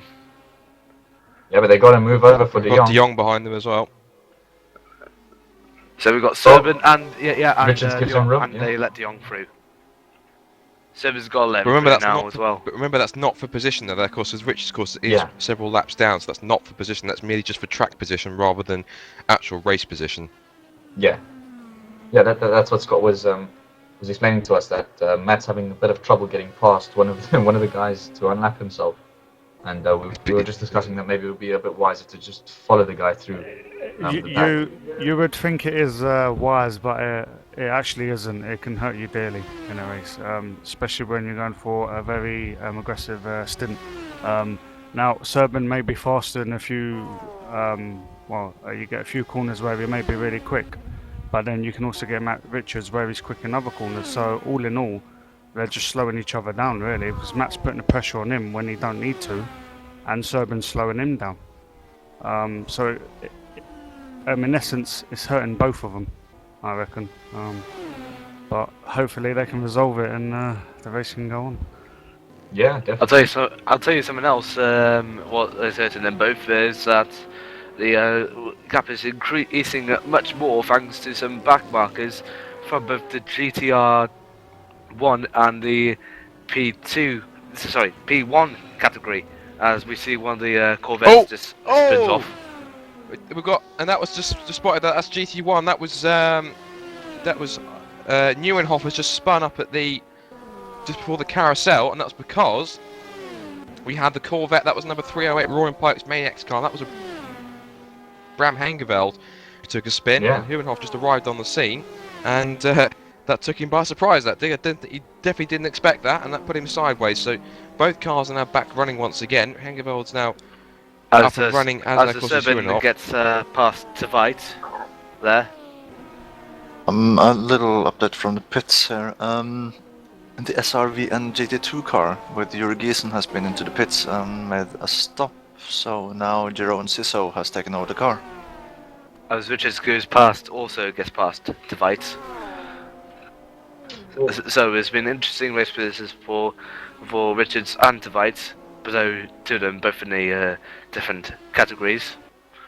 Device had up and down with Voss, and Richards had up and down with Serban. And right now Serban is much more ahead than Voss was in the other category. So Serban is pulling away much more from Richards.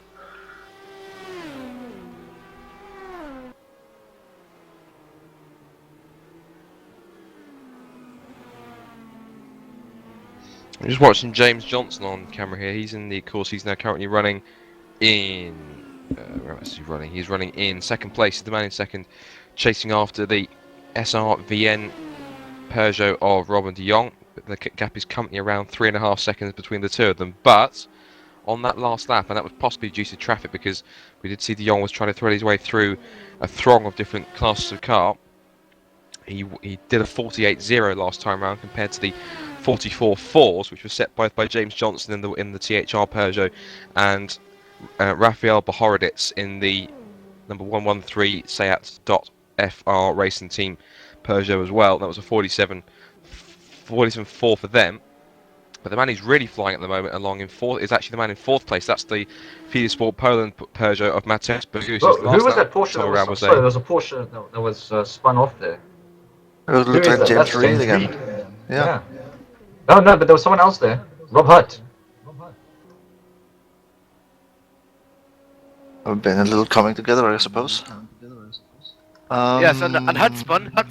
Oh, he's done it again. And he's made contact. He's clipped the wall, and Dwight's come along. Yeah, on the and scene. looks like Dwight's managed to get past. Luckily, they didn't make contact as well. And looks like Hutt's lost his rear wing. Lost his back wing. And yes, Hutt's going and as expected, he comes into the pits. Yeah. No, I didn't see the first part of that incident when he first spun, but I caught the end of it when he spun there. Is Hutt stopping? Hutt's stopping. Yeah, he's in the pits. Yeah. No, he's just about. What? He's just about enough to get over the hill. Again.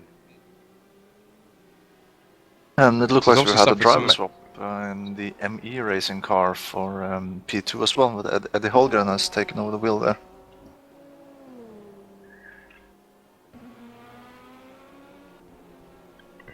It looks to me possibly that Renault Hertz in that disturbed motorsport, Aston Martin, has possibly taken quite a bit of damage to at least the engine, possibly because he was really crawling up that hill to try and get it up there. It's unfortunately, fortunately I should say, he's managed to get it into pit lane, so obviously they can go to work. New wheeling's been fitted as Mateusz Bogus in the FIDE Sport Poland car pits from 4th place. And I wonder if there's going to be a driver change at this point. I think he's already made a pit stop, so I'm pretty sure if it is going to be a change. And we will see that take place in just a moment. As Tobias Sonnenberg sweeps past in the No Limit Motorsports car. He's now taken over from 4th place now, so now just waiting for the next car to come through, is going to be the Oscar Hardwick car. But Oscar Hardwick's doing a fantastic stint here in the number 209 SRS Racing Acura. Fantastic job. Of course, he's the leading P2 car, and he's up ahead in terms of the P1 cars. He's up ahead of the satellite racing car of Alex Sturm. Yeah. The other P1 cars who are in the field, but there's not many in fact. The only other car was the 1066 car of Gary Allen and Martin Bolgen, which unfortunately has recently disconnected. But he's doing a fantastic job. Of course, he's sharing that car with Warren and Timu Toika. Oh, he's coming up behind Matt Richards actually, just to come and lap him, which is not good for the Daredevils team. As we've just had Scott on here coming to say that Matt had some difficulty getting past some of the guys, and now he's going to get past someone else now, as Oscar Hardwick says, "Excuse me, out the way, buddy. I need to come past because I am leading the class." So, there he goes. That means now it's another mobile ship. Passes Matt Richards with ease. Well done, good boy. He's got 40 seconds down to the next P2 car. The next P2 car in the field as well. That's a storming first stint. Oscar is a very quick young driver. Of course, I've seen him. I've seen him time to time when he's been racing in over at GPVWC, and he does put in some fantastic performances in the various single-seater championships over there. So Oscar is a very talented young driver, and he's definitely proving that he can drive well at the wheel of an LMP car as well as a single-seater, which is fantastic. Of course, LMPs, of course, they're similar to single-seaters. They're very lightweight. They're very downforce orientated. I think in some cases, some of them probably generate a more downforce than a Grand Prix car does, and I'm not saying that's 100% true, but these cars are very grippy and they do stick to the ground quite a lot. As he's now coming to lap the Lorace LMP2 as well. Yeah, but Lorace give him a little bit more. Considerate. Will he give him say? a bit more room? Oh, no, almost. No, that was close. You almost said, "Excuse me, mate. I'm keeping this track position. If you want it, you can have to take it." And Hosker was kind of Wait, is that Richards? accepted. Is Richards now racing in for position? Let me have a look on live timing quickly. I'm not sure if they are. Richards. No, Because Richards is about to go past him. James But, Johnson. no, in the yes, pits. it is. It is for position. Well, Richards No, has just gone let me have a past look. him. Well, actually, he's gone past him, but I think he's still 2 laps off. I think that effectively right. those guys. Technically, that is for position, with track position at least. But though the 8th place has just gone past 7th, Richards is still 8th because he's 2 laps behind. Yeah. Apologies if that makes no sense to anyone who's watching that at all. But Richards, of course, he had some problems earlier on, as Scott Webber explained earlier on, so he's now fighting his way back up through the field, and he has gone past, just to recap, he's gone past 7th place, which is David Lorace in the LSD Racing Acura number 205, 7th place in LMP2, so effectively, track position, he is ahead of Lorace, but in terms of the actual classification, he is still, I think, well, at least a lap behind, because he's now taken 1 lap back from Lorace, so that means now his next target to try and unlap, position-wise, is going to be, at least for the LMP2s, that's going to be the UK NL racing car of Thierry Cheron, that's currently in 6th in class. Yeah. And he's now tailing. Well, he's got a huge gap to Serban in 5th place. Oh, Nivenhoff's off. Sorry. No But problem. on the broadcast, we're busy watching Hengeveld versus Nivenhoff, and Nivenhoff's just gone off. And Twight is right on the back of Van Schaik. So battles everywhere down the field as we look at it. I think, not sure where to look at that. Let's look at the battle for P2 then. So that's Van Schaik versus Twight. And Schaik holding on. Oh! As James Johnson sweeps As past one of the the leaders, T-Char yeah. Peugeot. James Johnson goes past there. That was close. Tvight's going to stick close to the carousel. We've lost James Reed. That was. If Bram had just not realised that he was in the mirrors, that would have been ugly. That would have really been ugly. RC.FR and SRV and P1 cars are also into the pits, so now every P1 car has been into the pits twice. And we've had a driver change in the Feeder Sport Poland car. That last stops. That was a driver change. Now, Patrick Zakaus. I'm going to take a risk and say Zakowski. Patrick Zawaskowski. Patrick Zwaskow. Yeah. Zwikovsky. Is that right? Yeah, I think so. Zawaskowski. It's an easier driver change in the SRVN car with Jan Wimensing has taken over the wheel. Yeah. That's a much simpler name to say, in fairness. Robin de Jong, that's a Jan van Ensing, she said, is now in there. And let me look at the last time. He's still leading the race overall. Yes, he is. He's now into 2nd place. He's now the RC France. No, he's not, in fact, because Jonathan Dion's just taken over that car. And he's now in the pits, as we were just talking about. So now, as it shakes out, because we have now gone past... We're actually getting close now. About 20 minutes away from the 2-hour mark, so it might be good time to quickly run down who stands where in the top 10. Currently leading is, as we said, the number 107 Sim Racing Vereniging Nederland car, or SRVN as for a better abbreviation.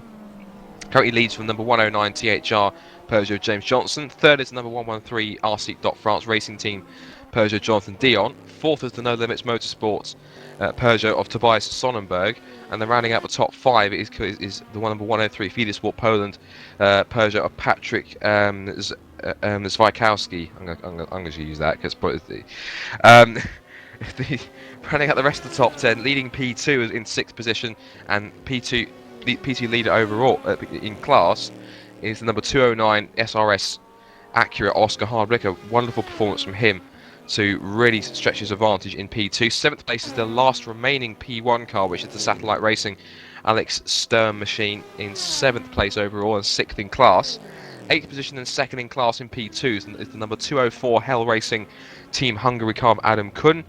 9th overall and 3rd in class is the number 206, in 3rd in P2 in fact, is number 206 LDDT Endurance Team, that's an Acura of Jan Pollet. And 10th, and rounding out the top 10 and 4th in class in P2 is number 207 ME Racing Machine of Eddie Halgren, and that is another Acura.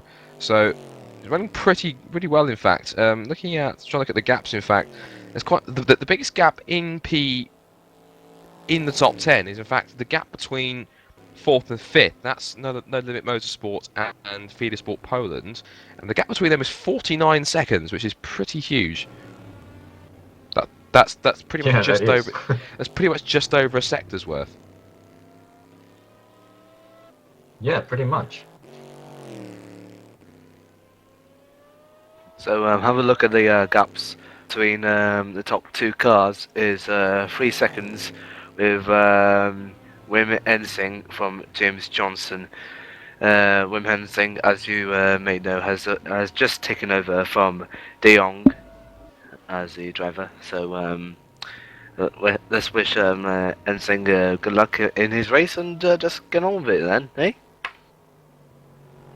Well, do we know what happened to Tobias Sonnenberg since he's now 4th? I'm not sure if he's pitted recently. Well, he's on the same amount of He may have as done, the other but ones. I'm not 100%. Pretty sure. Guess. And just joining us now is Yuri Gayson. Right, Yuri? Hello. How are you? So how was your race then? Well, that started quite interesting, but after that it went a lot better. I had an accident on the formation lap with a couple of guys that slowed down ahead of me, quite unexpectedly, so I had to try to avoid them. But I hit Jeff Cable, I believe, and so took a puncture, went to the pit lane at the end of the formation lap, tried to fix it. All went fine, but then I figured out that R-Factor takes out fuel when you say 0 fuel in the car. It doesn't do that in race, but it does do that in practice. I didn't realize that, and so I had to do 1 lap limping on 1 liter, and lost a lot of time there. But after that I could pick up the pace. But I was nearly 2 laps down by that time, so no chances for victory today, or at least not from regular pace. I'm also not that fast, so we noticed we are about 2 seconds off the pace with the leaders. But we can keep the car rolling, and we didn't have much problems afterwards. So now we're just trying to stick around with 5th place and or 6th place, I think it is right now, and hope we can, perhaps profit from the misfortune of the rest. But we'll have to see. Thank you very much. It up for us now. Thank you very much, Yuri. Let's just have a look at the fastest laps the fastest 10 laps done by the driver so far. Leading laps wise is Patrick Zawaski with a 1 minute 45.147. Sonnenberg is second with a 1:45.5. Johnson is in third with Wim Ensing, surprisingly, with a 1 minute 46.029. Jonathan Dion is in fifth with Sturm in sixth, Hardwick seventh, Polly in eighth, Chiron ninth, and Siban in 10th place with a 1 minute 50.35.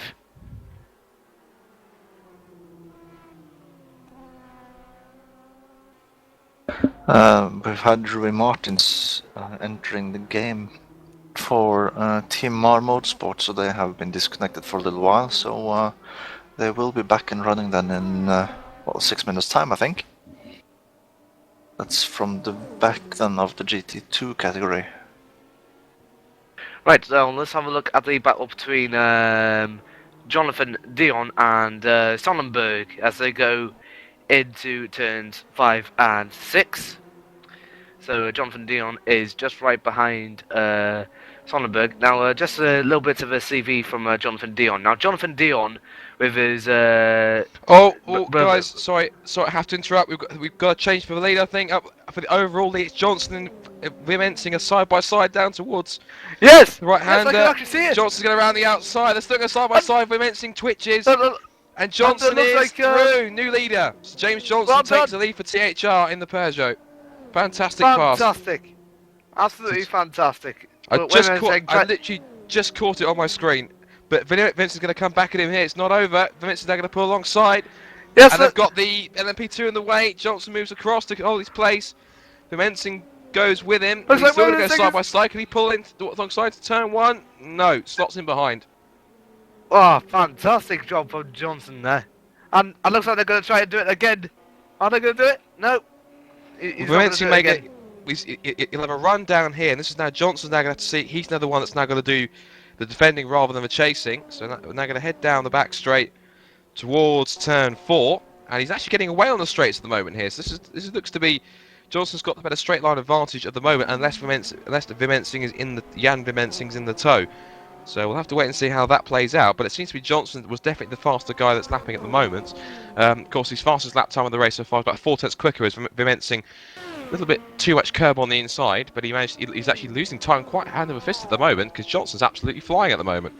So James Johnson taking the lead. Looking at his fastest lap at the moment, Johnson is only just about 4 tenths faster than Wim Ensing. That's why Johnson's a little bit faster because when I was watching one of the Formula 1 reviews the other day from the 2009 season, Ross Brawn says you can't win a race if your lap time is 11th quickest. It's not possible. So and that proves to be the fact today. And Wim Ensing just 4 tenths behind. That means he's slower than Johnson, and Johnson just gone straight into the lead. Well, the THR car has got a 4-driver lineup. Of course, they've still got the likes of Toby Davis, Chris Butch and Lee Palmer sharing that car with James Johnson as Johnson moves past the GT2 Ferrari of De Cleon. And that is the Roger De Cleon in the Scuderia Bolas Negro car, number 407.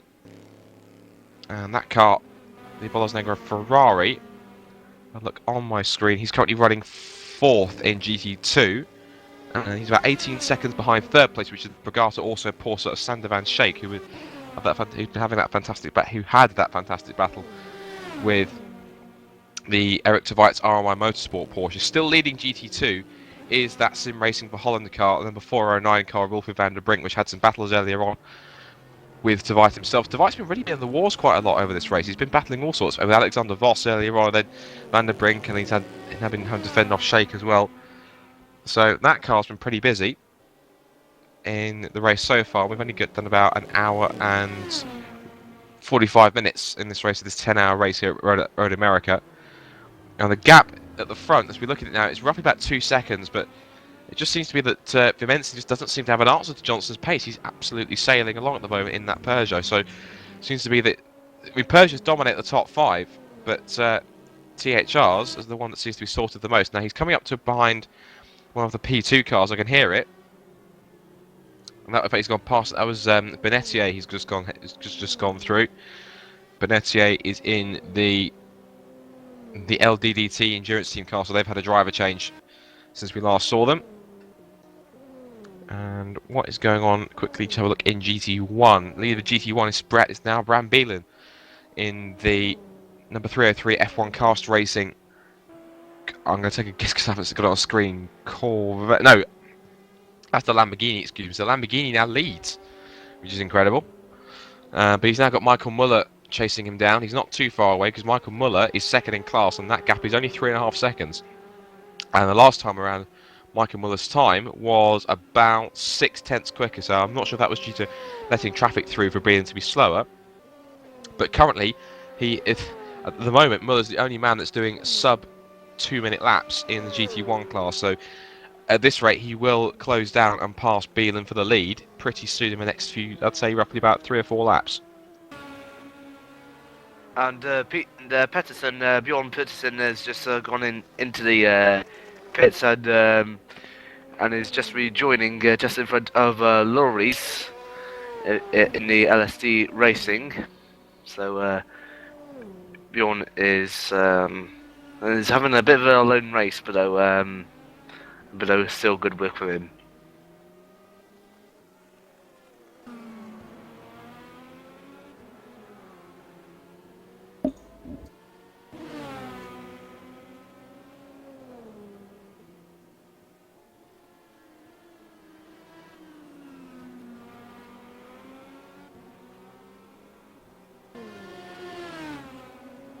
Quick update on what's going. Yeah, go on. Quick update on what's going on in P2. Still, your leader in that class is the number 209 SRS, excuse me, Racing Acura of Oscar Hardwick. Of course, he'll still have to hand over to either Ben Warren or Team Utoika at some point during this race, of course. Second place in P2 is the number 204 Hell Racing Team Hungary car, Adam Kuhn. And he's got quite a way to try and make up. I think he's rough. I don't think he's trying to make up the gaps. I reckon he's around. How far away is he? He's roughly about. I'd say he's about 50. I'm trying to make up the gaps here on adding them together on the live timing.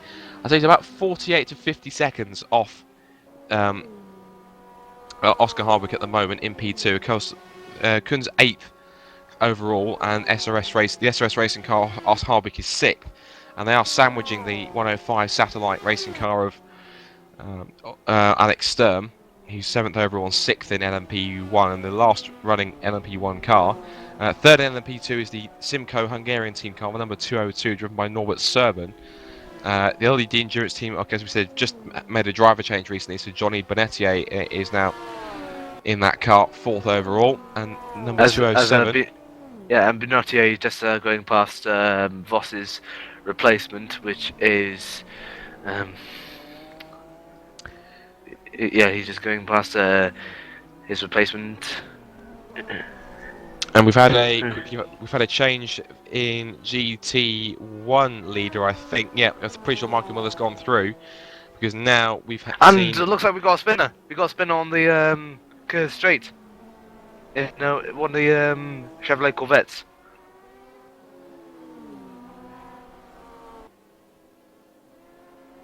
I'm trying to see who that is. If I can find them on screen.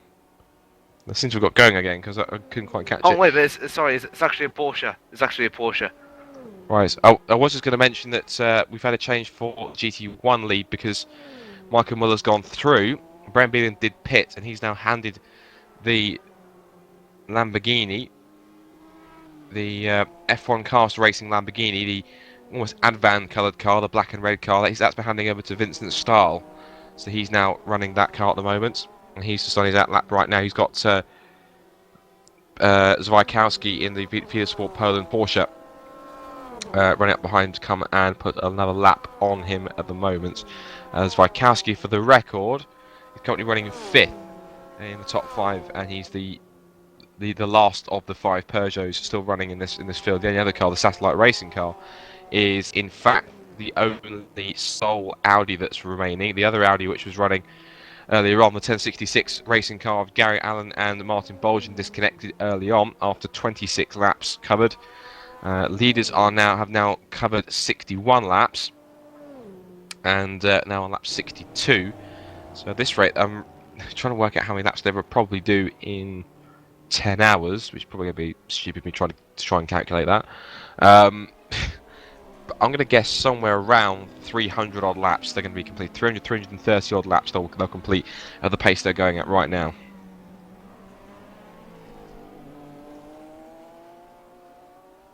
What really puzzles me is how Oscar Hardwick has been able to go so much further than any other P2 car.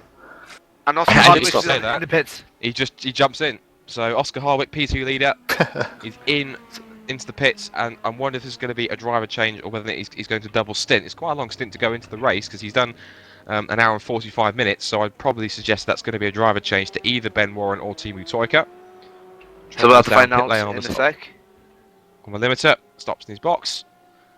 And the SRS racing crew get to work. Of course, you can't see them because they're magic, they're invisible. Yeah. But gonna just keep watching to see if there's a driver change, and if so, who jumps in. And we'll probably see someone enter the game in a second in the chat box, as far as I can see on my left-hand side. Waiting for that to see if there is going to be a driver change. No, no one so far. Won't necessarily come up in the chat box because some of the other ones didn't. Waiting. Holbeck's still in the pits. That's more likely going to be fuel because tyres would have been done before then. And Tibu Toika's in the pit. Yep. Tibu Toika is coming out now. So the class leading P2 car has been handed over to Timu Toika, as you said. And I'm pretty sure that Oscar Hardwick and Ben Warren are probably a little bit, well, dare I say, a bit nervous because Timu Toika, he's fairly capable, but sometimes does put people's nerves on edge a little bit. But he's a decent driver nonetheless. But we will wait and see. So Toika then has the responsibility of leading P2. That's going to be quite a task. I wonder how long his stint's going to last. Whether he'll run another hour and 45 minutes or so before he hands that car over to Ben Warren, because of course Warren's going to want to stint in that car as well. So we'll keep an eye on that one. Team of Toika currently, let me just double check if he's actually still leading P2. I believe he is, because I don't think the P2's just gone through. No, he's not, in fact, because Adam Kuhn's gone now through. So Adam Kuhn is now leading the class now as a result of that pit stop. But I'm pretty sure when Kuhn pits, that's going to change. The gap is now about 12.5 seconds after that pit stop between Kuhn and Toika. So I'm pretty sure that the SRS car will go back into the lead. In fact, he will go back into the lead once that car pits. And already he's bringing the gap down by about a second. So Toika is really starting to push on these fresh tyres.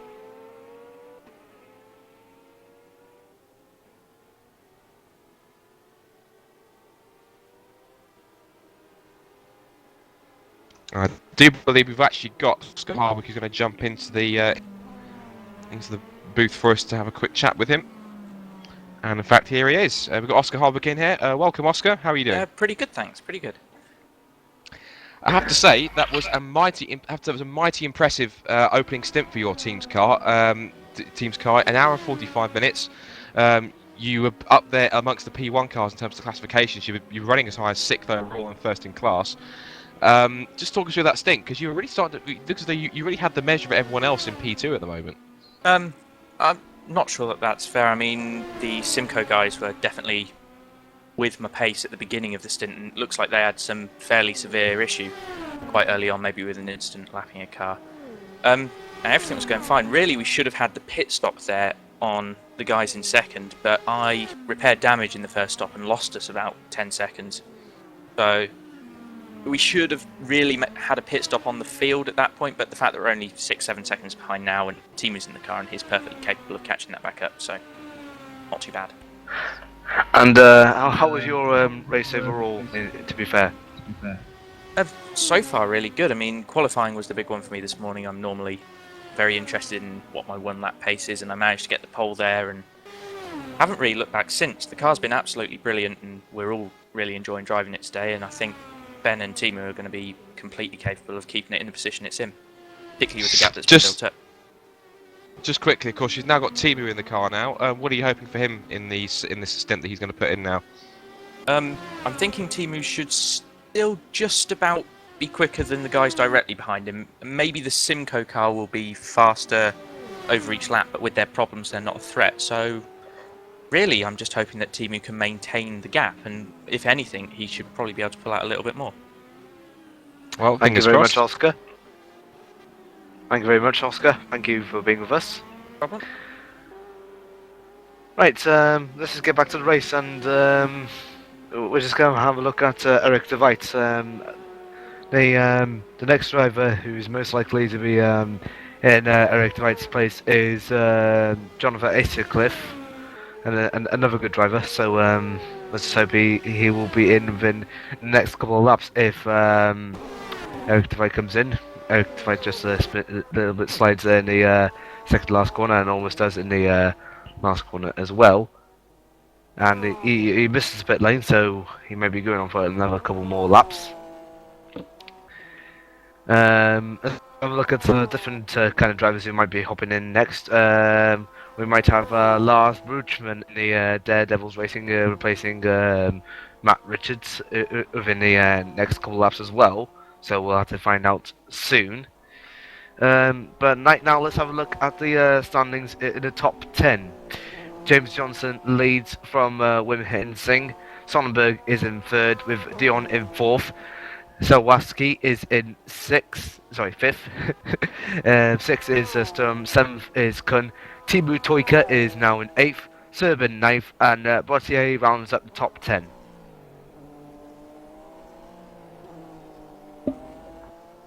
With just a minute to go then before we raced for 2 hours. We're getting close to the next round then of the GT pit stops as well, as the GTs can run a little bit further on their tanks than what a prototype can do. Yeah, that's a good point.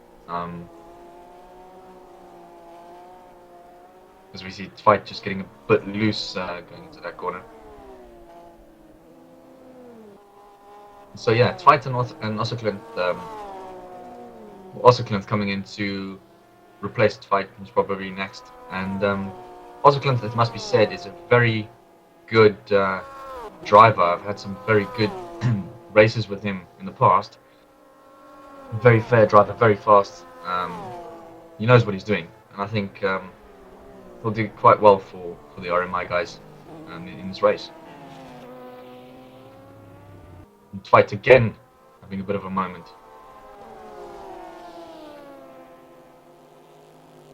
Just a quick reminder for anyone who is watching currently on YouTube or on the Race Department website, and obviously in the stream in that way, just make sure to refresh the stream in an hour just to make sure that you're not lagging behind too much. It keeps you up to date as much as possible without being too far behind. Just a quick reminder on those guys.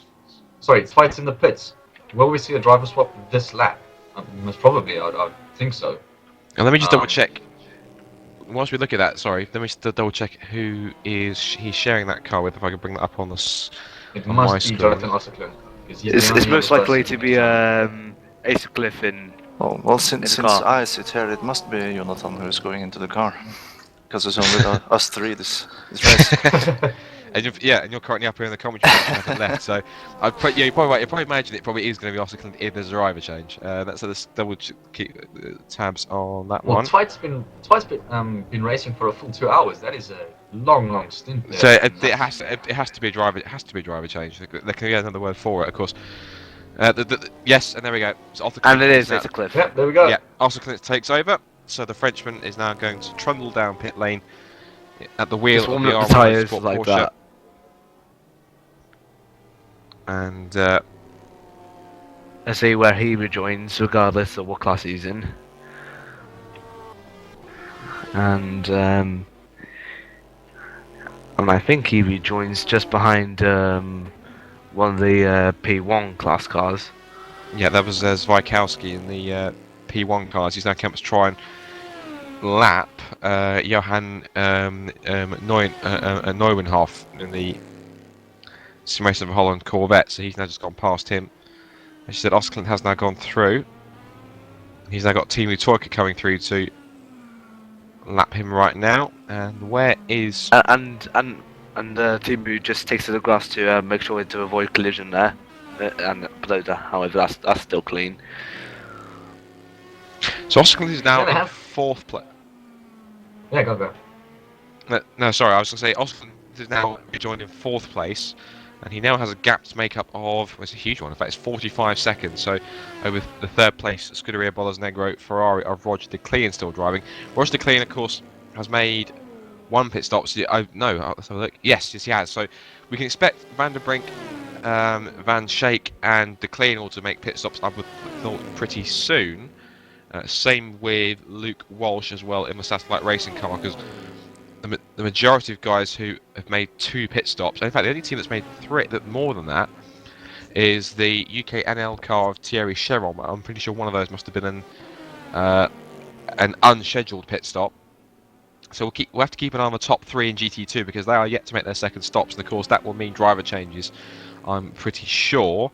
Van der brink is still he's coming towards the kink right now, so I'm not sure if he's going to be pitting very soon. I would have thought he might do. The Bosnegro Ferrari is currently he's gone through for another lap because he's now heading down towards turn 4 down the back straight. He's actually got the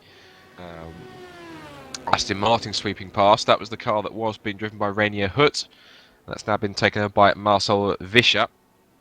Well, we currently have Michael Muller in the pits, and I think there might be a driver swap there as well. I'm pretty sure, yeah.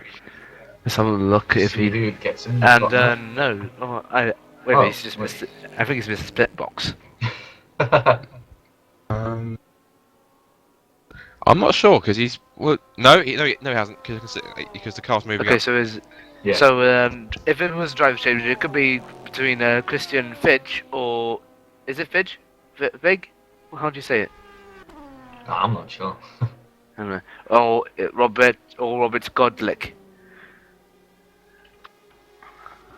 So we'll have to find out if it's either Christian or Robert. I probably pronounced that Christian Fej. That's how I think I pronounced it before. I think it'll be one of those two. Yeah, either Fej or Godica. So Muller's now going to hand over in a second. I'm pretty sure. We'll find out which one in just a second. And it's Fej. Yeah, Christian Fej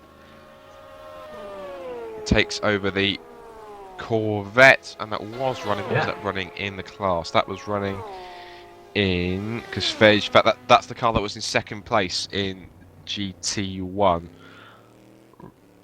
But it's our third because the F1 cast Lamborghini's just gone through as well.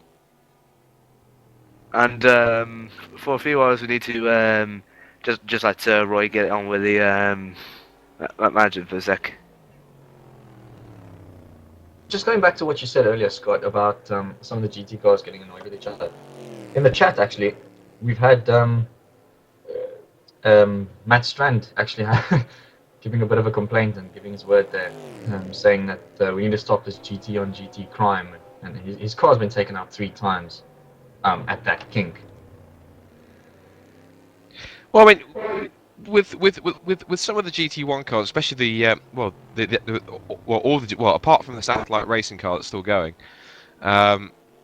the GT1 cars are all closed prototypes. And if you look, if we can get one of the GT1 prototype of the P1 prototypes on board, like from the driver's point of view, and if you look exactly just on board, you'll see that effectively their field of vision is extremely limited because you can't see anything from the left or the right because you've got this huge kind of A pillars right in front of you. Now, of course, I know that in recent times in real endurance racing, I know Audi's managed to come up with a solution to that, which is to put tiny little LED or LCD tiny little TV screens in both of the A pillars, and they kind of act like almost like you're kind of watching through the A pillars to give you a view of what's going on either of the either wheel. It actually positions it so you can actually see what's going on, which is quite convenient. Of course, the Peugeot cars don't have that, but of course they can run, of course, either on the bonnet view or from the bumper camera if they really wanted to. But these guys prefer to obviously have, for authenticity purposes, run. I would have thought most of the guys run with the cockpit view. So it is difficult. I mean, the LMP2 cars don't. And the LMP1 Audi of the satellite racing doesn't have that problem, really, because of the fact that it's more of like an open monocoque, isn't it? It is, yeah. Obviously they are the open top prototypes.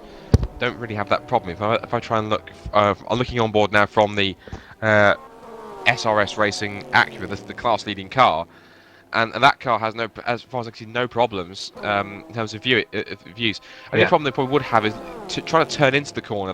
You have got the right front wheel and the bodywork there, and you've also got the mirror looking, the rear view mirror looking back as well. So that can obscure your view a little bit. But apart from that, there's no excuse. You have plenty of view of what's going around you, at least in front. But look, he's going past the Roger Clean Ferrari, and you still got a view in some ways of what's going on. But then you truly don't get a representation of where they are until you look in the rearview mirror and you see the entire car in that rearview mirror. So yeah, there's been problems like that in the past. Sorry, there was some contact there from Sheikh and is that Dauber? Yeah, it's Dauber and Sheikh had a bit of contact. They're actually having a very good battle there. So this is now over. Dalber's in the core mode towards Porsche. That thing's coming back, and they've also got Christian Fej and Kun in the Acura, and they're all over the place. Look at this, they're almost going 3 Oh wide. my god! Oh, That's that's gonna be incredible. and they all come through fine.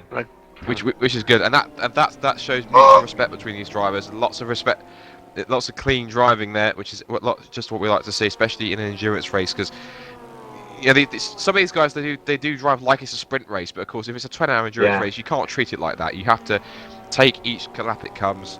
And as a very good sailing, I heard one Australian, well, he's actually Canadian, but he's did a lot of his racing over Australia. Alan Moffat said that if you're not there on the last lap, all the other laps count for nothing. So so as long as you're there on the final lap, that's all that matters. So effectively, every lap you're driving is just kind of a precursor just to get to that final lap, so just you can complete the distance. I think anyone that it's an achievement in itself is just to finish a race like this, which is 10 hours long, and the guys that can race it in a way that's clean enough to make sure they do that deserve nothing but respect. And of course that applies in real life as well, of course, because endurance racing certainly isn't an easy thing to do. I mean, whether it's a 24-hour race, 6 hours, 12 hours, or however long it may be, these guys, in sim racing, it maybe if not physical. It's not physical, it definitely puts mental strain on these guys because they've got to concentrate for hours on end, which is not always an easy thing to do. Looking at the front, I think actually, I'm trying to work it out because I see Sander Van Scheck has just lapped the SRVN GT2 car of your own Saisal. Or Sisu, Saisal, I can't remember how you pronounce that, apologies. Sisu. Sisu? Let's just call him Sisu. If Jerome watches this back, I apologise if I butchered your surname there, because it is a very difficult surname to try and pronounce. But he's and we've just been joined by James Kirk. We have Hello. Yeah, hello. Thought I might just join you lads for a little minute. Whose surname are we having trouble pronouncing here? I'm not sure if you might be able to help us. Oh, actually, that's a partial position, I think, because Dalber's just got past the. It's the SRVN GT2 car of we know his first name's Jerome, but I'm not sure how you pronounce his surname. It's Sisu. There we go, Xavier. Thank you, Sisu. Sisu. I would think. Sisu. But actually, that's not for position. In fact, I apologise for that because Dalber is still a lap down because he had some problems earlier on. So Dalber's unlapping himself past Sisu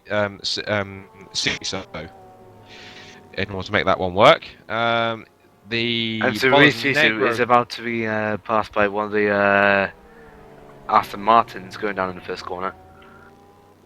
In fact, he already has. That's the Disturbed Motorsports car of Marcel Vischer, car number 301. And that car in its class, GT1, whereabouts is that? That's currently 5th in class at the moment, and some 1 minute and 26 seconds behind 4th place Johan Neuwenhoff in the Sim Racing for Holland number 311 Corvette, and that's in 4th place at the moment. And I've noticed that there's been a couple of teams in the pits just recently to deal with P2, so dealing with the battle which Toyka and Hardwick were concerned about. So their main rivals, Simco Hungarian team, they have pitted and they've come out 4th in class in P2 with Balázs Kiss now. And the other team, which you might be worrying about... Oh. Sorry to interrupt. We've had Bonetti just had a spin up at turn 5. That's the LDDT Endurance Team car number 206.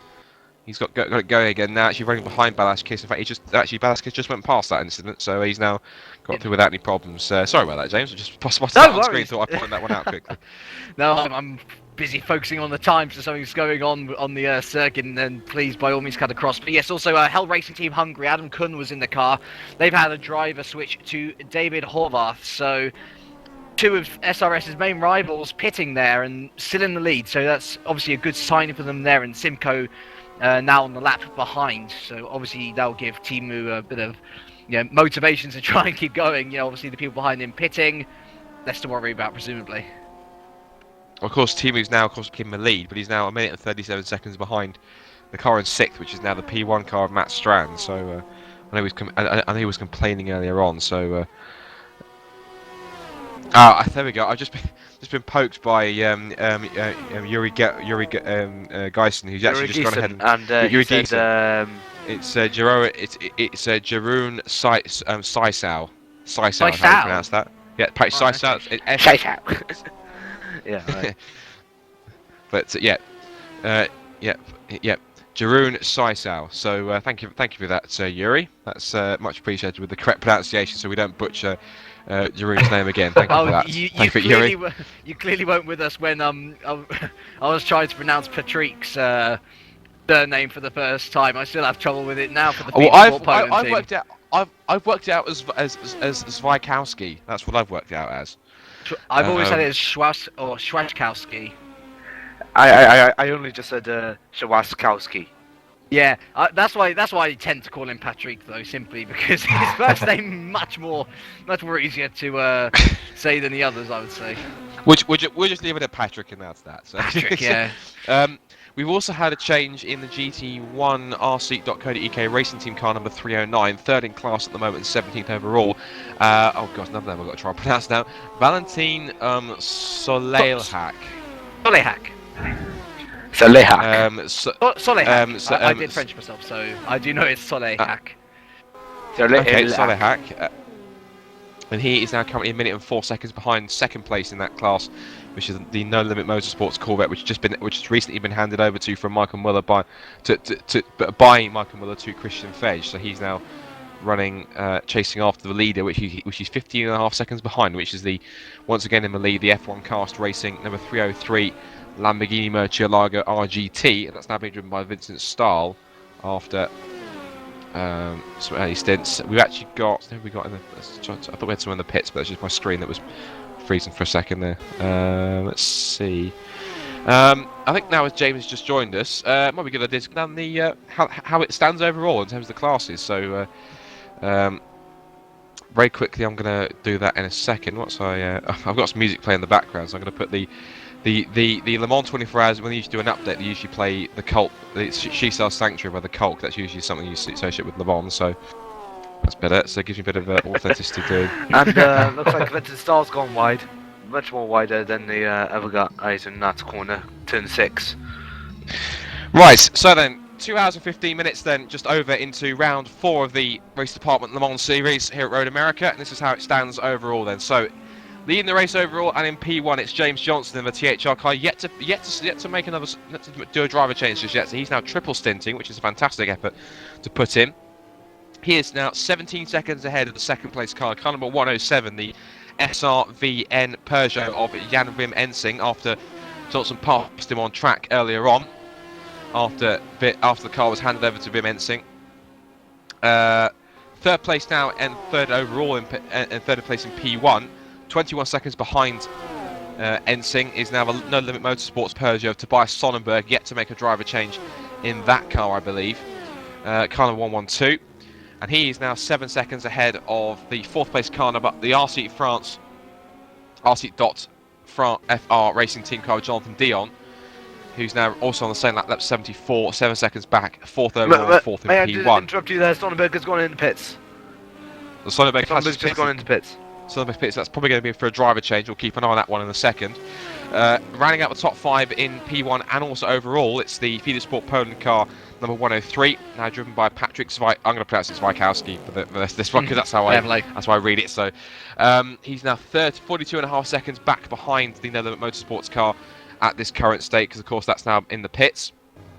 Rounding out the top. No, it's in 6th place overall and 6th in P1. It's the 105 Satellite Racing Audi of Matt Strand. That's now 21 seconds behind 5th place. In 7th place overall and leading P2 at the moment is the SRS Racing car number 209, driven by Tumu Toika after some early driving, fantastic stints from Oscar Hardwick, despite having to pit for damage earlier on. He's 3 laps off the leader, and he's currently 34 seconds behind Satellite Racing car, driven by Timu Toika, as we said. 8th overall and 2nd in P2, the number 204 Hell Racing Team Hungary car of David Horvath, just been handed over from Kun. He's 55 seconds back, 55.5 seconds back now on the screen. 3rd in P2 and 9th overall, the number 202 Simco Hungarian Team car of Balázs Kiss. He's a lap behind David Horvath. I don't think he's passed the... No, yes, he has, in fact. He's crossed the start and finish line. 1 minute and 18 seconds behind after some early driving from... I forgot his name now. Driving from Serban. And they're rounding out the top 10 overall, and fourth in P2. It's the number 206 LDDT Endurance Team car of Johnny Bonetier, who spun recently just in front of Balazs, and that car, I think that might have even been for position, because that's Balazs now in front of Bonetier, so that was a very costly one, because if it was, that cost him a position. He's 3.4 seconds back on the road, so yes, it must have been for position, so that was a pass within the top 10. Very quickly rounding out the top 5 then for P2s is number 207 Emmy Racing car of Bjorn Pettersson, that he's 15 seconds back behind. No, 8.5 seconds back behind Balazs on that one. For that one, quickly running down the top 5's GT1 and GT2. GT1 leader is number 303 F1 Fast Racing Lamborghini Murcielago of Vincent Stahl, and he currently leads that class by a gap of 16 seconds from the second place car number 305, the No Limit Motorsports Corvette of Christian Fej. He has a 1 minute and 7 advantage over the third place car, 16th overall. Which, in fact, just quick for the record, F1 cast car, lead GT1's 15th overall, No Limit Motorsport car second is 16th overall, 17th overall and third in class is number 309 RC.co.uk Racing Team car of Valentin Solejak. He's got a 1 minute and he's a 1 minute advantage over number 4th place car, number 311 Sim Racing for Holland. Machine of Marcel Offermans, which they just made a change, I think, because of course Vanderbrink was driving that car. No, in fact, no, it wasn't. That was Neuhofer, I think, no, Neuhausen. Apologies if I got that wrong. Just trying to quickly run through these. And that car now in 4th place, 18th overall as well. And 5th place in GT1, 19th overall, the number 301 Disturbed Motorsports Aston of Marcel Vischer. 7.5 seconds behind in 5th place. GT2 quickly, leader of that class is now the number 409 Sim Racing for Holland Porsche of Wilfried van der Brink, and he has a 50-second advantage over second placed Sander van Schaik in the Brigata, also number 402 GT2. He has a 1 minute 56 second third placed RY Motorsports Porsche number 406, driven now by Jovan Otterklint after early stints from Eric Tveit. 4th is the GT2 and 25th overall is the number 407 Scuderia Bolas Negro Ferrari, who has apparently disconnected, in fact. And the Core Motorsports car disconnected too, of Julian Dauber. So whether or not they've disconnected and come back in, I'm not sure if they've disappeared from the screen, but show me it's disconnected, so that's rather worrying if that's the case. But at the moment he's fourth in GT2, he's got a gap of, hasn't got a gap to anyone at the moment. And 5th place in 26th overall in GT2, the number 408,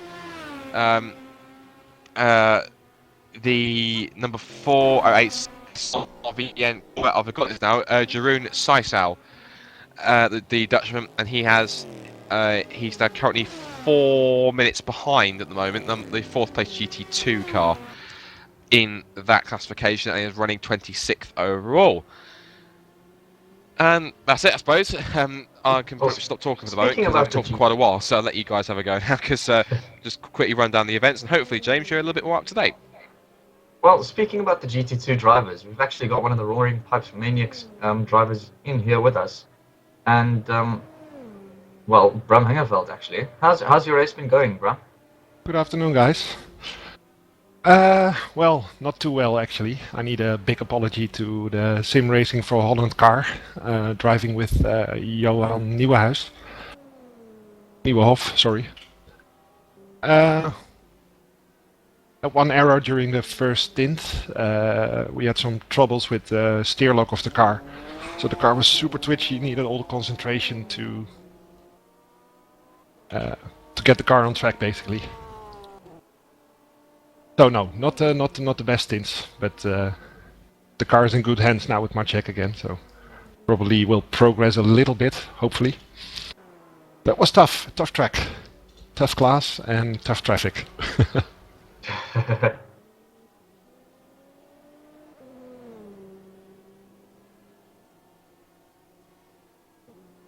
Yeah, but I was on this morning as well, doing some laps, and I'm also looking at the times. This track sort of has a very nice flow to it, but if you make a mistake into one of these corners, it could cost you quite a bit. Yeah.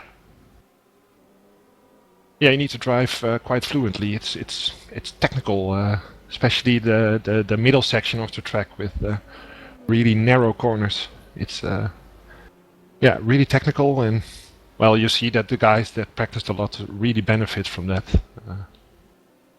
We didn't, I have to admit. At least I didn't. I did my practice during the race, so hopefully tonight do a second stint and get the steer lock problem solved, and then hopefully we can shave off 1 or 2 seconds.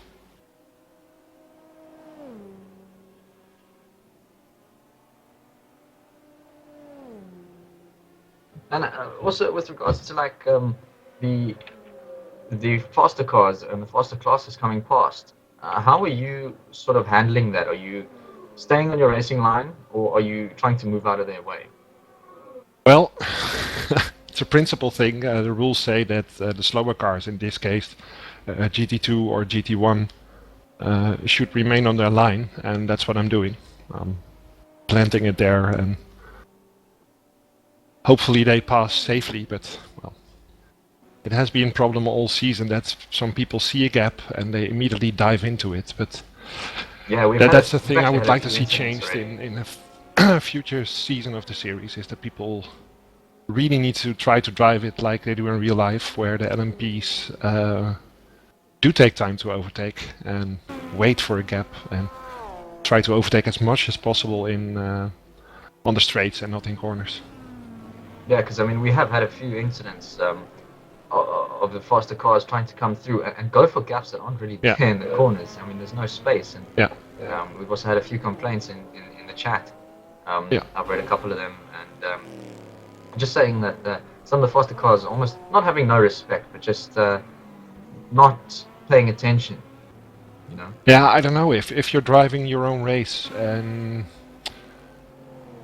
you think that you can make it, then most of the time you can't. So what I try to do when you drive in a prototype is well, try to drive it like a real car. So imagine yourself that a car costs a couple of million instead of the cost of R factor, and you will immediately back down in case you get in traffic or in a situation where you need to be really careful. Yeah, and also, so like when you're racing, you have your own race to worry about, and so do the LMP guys. Yeah. But now, when the two sort of mix, when the LMP guys need to get ahead of the GT guys, and both are racing, now, how difficult is that sort of a situation? Yeah, well, I think my opinion is a bit different than from other people. It's an endurance race, so it's 10 hours, and that one move you make, or the move you can't make because you have traffic, will not decide your race. It's about consistency. It's not about fast lap times and odd lapping. It's about trying to make as little mistakes as possible. And in the end, and you need to be fully concentrated as well. Absolutely, yeah, absolutely, yeah. And that's the hardest part. I think that's really equality. You see that some people can, well, they can drive fast every lap of a race, and well, I always suffer from two things. It's after 20 minutes concentration goes down, and I suffer from a severe form of mental tire wear. Not sure if you're familiar with that. That halfway the race you think that your tires are gone, but they aren't. But it's all in the head. Oh, we've got two guys are off. One of the LMP1 cars. That's a THR car, is it not? Yes, it is. The THR car. THR, that's the race leader. No, yes it is. That's the race leader. Yeah, that was James Johnson that run off there. What happened?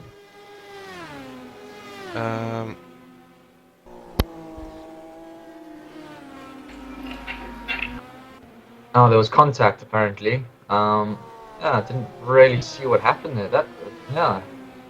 That's not good for them. Yeah, we've just been told by Marco that he has hit a Porsche.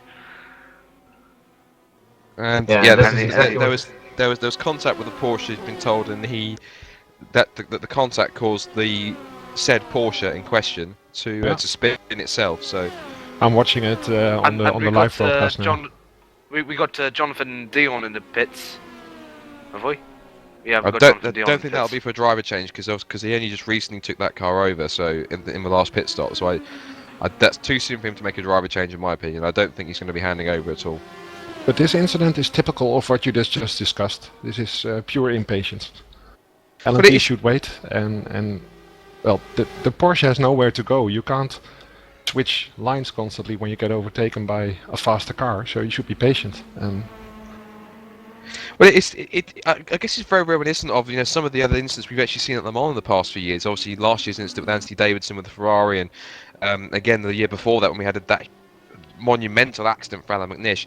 And it is all about the thing is with the LMP drivers, they said that year, I think it was 2011, in the drivers' briefing, that they would have to take risks with the GT2, with the slower GT cars. And the simple fact of the matter is that, especially if you've got a race-leading car, yes, you've got to maintain your lead, but in all fairness, you want to be taking as less risk as possible, because you never know what one of those GT cars might lose concentration. They might be in the middle of a battle. They might not be focused on what's going on behind them, and they'll move across onto your line as an LMP1 driver, and they'll leave you with nowhere to go, and that could really hinder your race and even end it in some cases. So, but then again, the GT cars are in a similar situation, because if you're a GT driver, I explained this earlier on the broadcast. I'm hopefully you'll agree with me, Brown, on this one.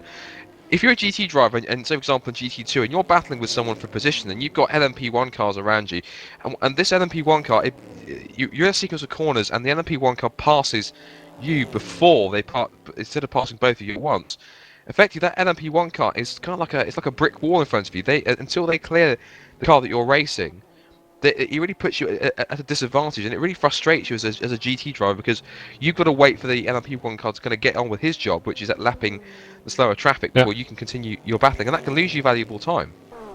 Absolutely. Right, just a bit of news. Satellite Racing's Matt Strand has just has disconnected. Has he?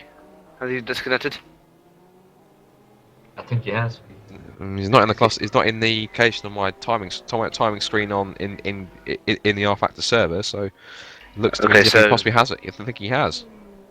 Yep. Yes, he has. So you refer to. Sorry, go ahead.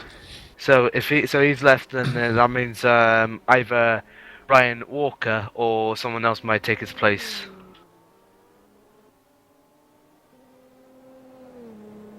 You referred, Scott. You referred to the incidents on Le Mans in real life in previous seasons, involving GTs and prototype cars. I think there's one big difference with the real series and what we are doing, and it's the level of the drivers. The incident you mentioned about, I think it was McNish that had that incredible crash. He was too eager, and that Ferrari driver wasn't exactly, the most skilled driver, I had the impression. Well, no, of course. The Anthony Davidson incident. While here in the GT cars, especially GT2, there are some drivers exceptionally good. No, of course. I mean, I fully agree with that. Of course, that is why now in GT racing, obviously in the American Le Mans, well, it's more or less the World Endurance Championship, more and specifically, and also Le Mans, where they do have the GT. I think it is also an American Le Mans series as well, where they do have the GTE Pro and GTE Am categories, where obviously it separates the pro drivers and the amateur and the more amateur, more kind of gentlemanly or semi-professional drivers, compared to the ones who do it obviously for a living. So. And that is sometimes a problem, of course. The GTE is more likely like the GTE Am cars, because of course they're slightly less experienced, because of course they don't get the chance to race or test day in day out, of course. So they just purely turn up on a weekend and race because they love it, and because effectively they're able to afford it. There's no other word for it. Exactly. They're able to afford it because they can, and fair play to them. And if they can get to Le Mans, then they're realising a dream and they're having fun at the same time. But of course, they have to be considerate, and obviously, as do these guys here in Le Mans, in the race department, Le Mans series, they have to be considerate of the faster cars around them. But of course, when you're battling it, as we said earlier on, you can be considerate as you like, but obviously it comes to a point where it doesn't matter what you do on track. At some point, not deliberately, you are going to hold someone up, and someone's going to get angry at that point. But in all fairness, you have to put your hands up and say, sorry, I tried to move out of the way, but unfortunately, at that point in time, in the situation I was in, I did my best, but unfortunately, I wasn't able to. So, Yeah. I think that there has to be some kind of understanding between the GT between the GT cars and the prototypes, and the fact that the GT cars are doing all they can to move out of the way, but it's not that they've got vertical lift. It's not it's not a it's not a flying car. It doesn't have vertical takeoff, so they can't drive under them. So it doesn't work like that. But the GT guys doing the best job they can, and I think hopefully I'd like to think that the prototype guys know that in the back of their mind, and I think that end of any race, I'd like to think the prototype drivers do at least have a chat with. Well, I would personally at least have a chat with some of the GT drivers and say thanks for being so considerate when I'm able to lap you, because that's only fair, because you're recognising the fact that they're driving properly on track and they're doing what they should be doing, which is not ignoring blue flags and not getting in the way. That they're allowing the faster cars around them to get on with their race, just as they're trying to get on with theirs themselves. Yeah. Well, I think that's very important. This sort of discussion sort of goes back to the epic battle we had with Fight and Boss. And I mean, can I just interrupt you there? Matt Richards has gone in the pits. oh, okay, but yeah, the battle with Fight and Boss, that was really good. And when the faster cars came by, they were respectful and moved over. But I mean, every time sort of an LMP one car or something got in the middle of it, Fight Tattoos sort of lost he sort of lost the gap. He lost out to Voss, if you guys remember. And that sort of goes back to what we're saying here. Hmm.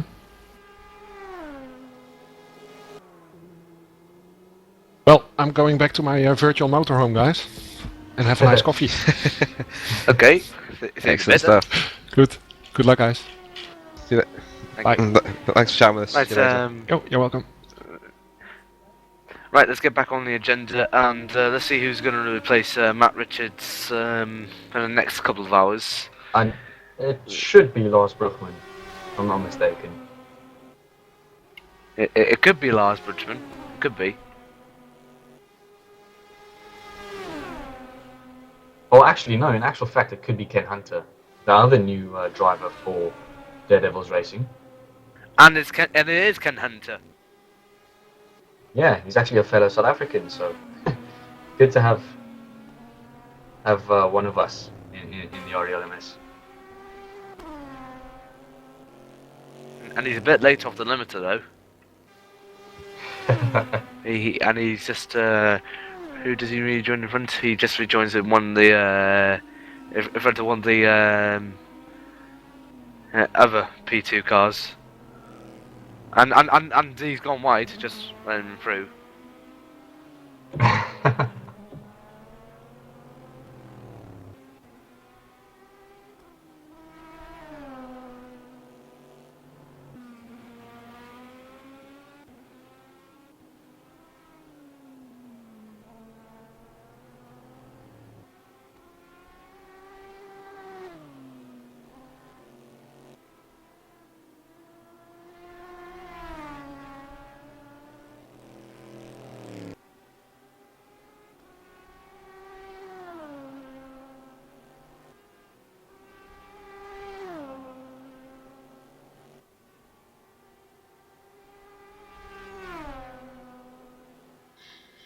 Okay, so Xavier's off for a while, so he's off to attend to what he needs to attend to.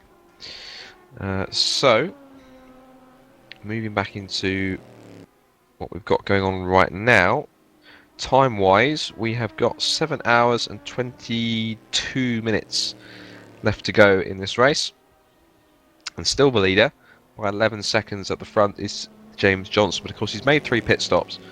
And I'm pretty sure that he will, at some point, be able to... of course, he'll have to make a pit stop at some point and, of course, hand over that car. But at the moment, it seems that looking at the last few lap times, either Johnson's been getting caught up in a little bit of traffic, or he's starting to run off the pace a little bit, because the SRVN car of Jem Williamson is lapping a little bit quicker at this point. Last lap time around was a 1:46.8 for Ensing, whereas compared to 1:47.6 for James Johnson. So at the moment, The gap is, as we said, it was about 11 seconds or so, but it's coming down bit by bit. So we'll keep an eye on that one, especially just looking at the first sector. And at the moment, Ensing's a 10th up on this lap, so he's putting in quite a good performance. Of course, Marcus Broick has just jumped into the No Limit Motorsport car. As didn't actually catch that, but yeah, Marcus Broick has jumped in. That must have been when Tobias bought the car in before. And Nero Sroznik has just taken over from Marcel Vissier in the Disturbed Motorsports in the GT1 category, as he rejoins the track just behind one of the GT2 Porsches as he goes out now. I can see also George Poll has taken over the UK NL Racing Aston Martin as well. That car is currently running. I was going to find it. It is currently running 8th in class, the Aston Martin. In fact, he's actually the last of a GT1 car, so he's now trying to push on and catch up. He's got quite a hell of a task to try and catch up. He's actually nestled 27th overall and 8th in the GT1 class, but he's actually nestled right in the middle of the GT2 pack in terms of the classification. He's quite a way away. In fact, he's way off. In fact, he's about he's about 10 laps behind the next car in class, which is in fact the Disturbed Motorsports Aston that you just mentioned, of Nero Sahovic.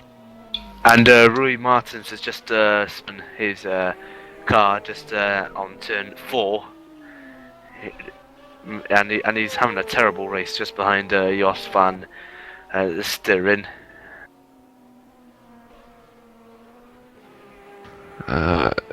Jos van der Steren, and he is driving, looking on my screen, the SRVN Porsches. Of course, they've made a driver change on that one recently.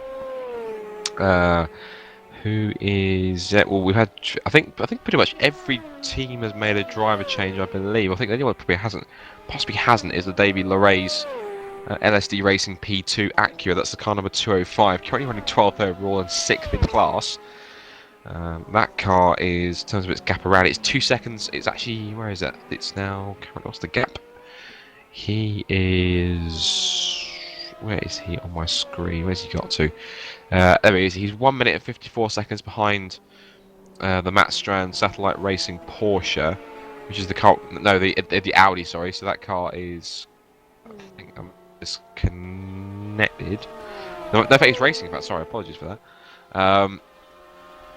David Laray's 6th. He's now trying to chase after Bjorn Pettersson, the ME Racing car, and he's got a gap, quite a sizable gap, in fact, of roughly about 1 minute and. I'm not sure how to tailor the gap on that one, but about I'd say the gap's roughly about 2 or 3 minutes. Looking at that between 7th and 6th. Jos van der Steren, looking at his Porsche, it's missing its front bonnet. It hasn't got a front bonnet at all. I'm not sure if he's been involved in an accident somewhere along the way, but it's certainly with the electronics and stuff, it's certainly getting a nice breeze blowing through there, and the fuel tank in front as he drives along.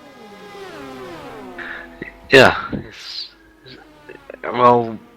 There is one advantage of not having the bonnet, and that's cooling the engine quicker, really, from the outside, really. The only difference with a normal car to the Porsche, of course, the Porsche's rear engine. So any cooling, any air that's coming into the front's not really doing any difference to the engine cooling, as it is a rear engine car. All Porsches have been, well, I say all Porsches, but all Porsche 911s have all been rear engined. So if there's no rear cover, I can understand, but front cover, if it was there's not any more GT2. There's not really any other GT2 cars apart from they're all Porsches. But just watching James Johnson as he makes past Solihak in the Corvette in GT1. And Van der Steren has been lapped by Timu Toika, just going at the end of the curve straight there. Yep, he's been passed by Matt Strand as well. That Satellite Racing Audi, the only Audi in the field that's left. I think we started with 2 and we've dropped down to 1. So it's a Peugeot.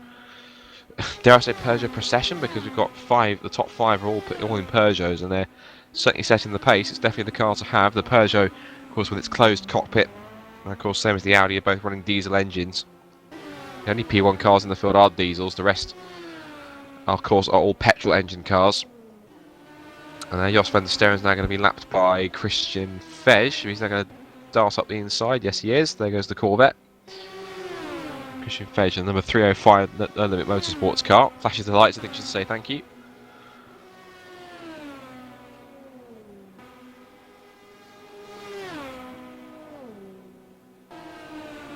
Christian Fej, of course, is still trying to chase after the class leader Vincent Stahl in the number 303 F1 cast race in the Lamborghini. And the gap between those two is 12 seconds. So Christian Fej, but Fej he's actually lapping a second slower than the Lamborghini at the moment. Last lap time was a 2 minutes 1.1 compared to a 2 minutes 0.1. Looking at the rest of the field, who else is possibly struggling a little bit here and up at the moment? In fact, the top two cars in GT1 are the only cars that have managed to lap throughout the race sub 2 minutes, because their fastest laps are a 59.2 and a 59.1 respectively for first and second. The rest of them have all only managed. Oh no, I tell a lie, because that's actually because the Roaring Pipes Maniacs car of. In fact, has just set his fastest lap of the race last time out at 1:59.9. So that's 3 cars in sub 2 minute laps. So the man that's definitely motoring at the moment is Maciej Pasnicki for Roaring Pipes Maniacs. That's the car which Bram Henkeveld, who we spoke to earlier on, was driving. And unfortunately, it looks as though we have, looking at the screen, we had lost the Roger de Clean Scuderia Bolas Negra Ferrari quite a while. You saw he disconnected. Unfortunately, that appears to be the case.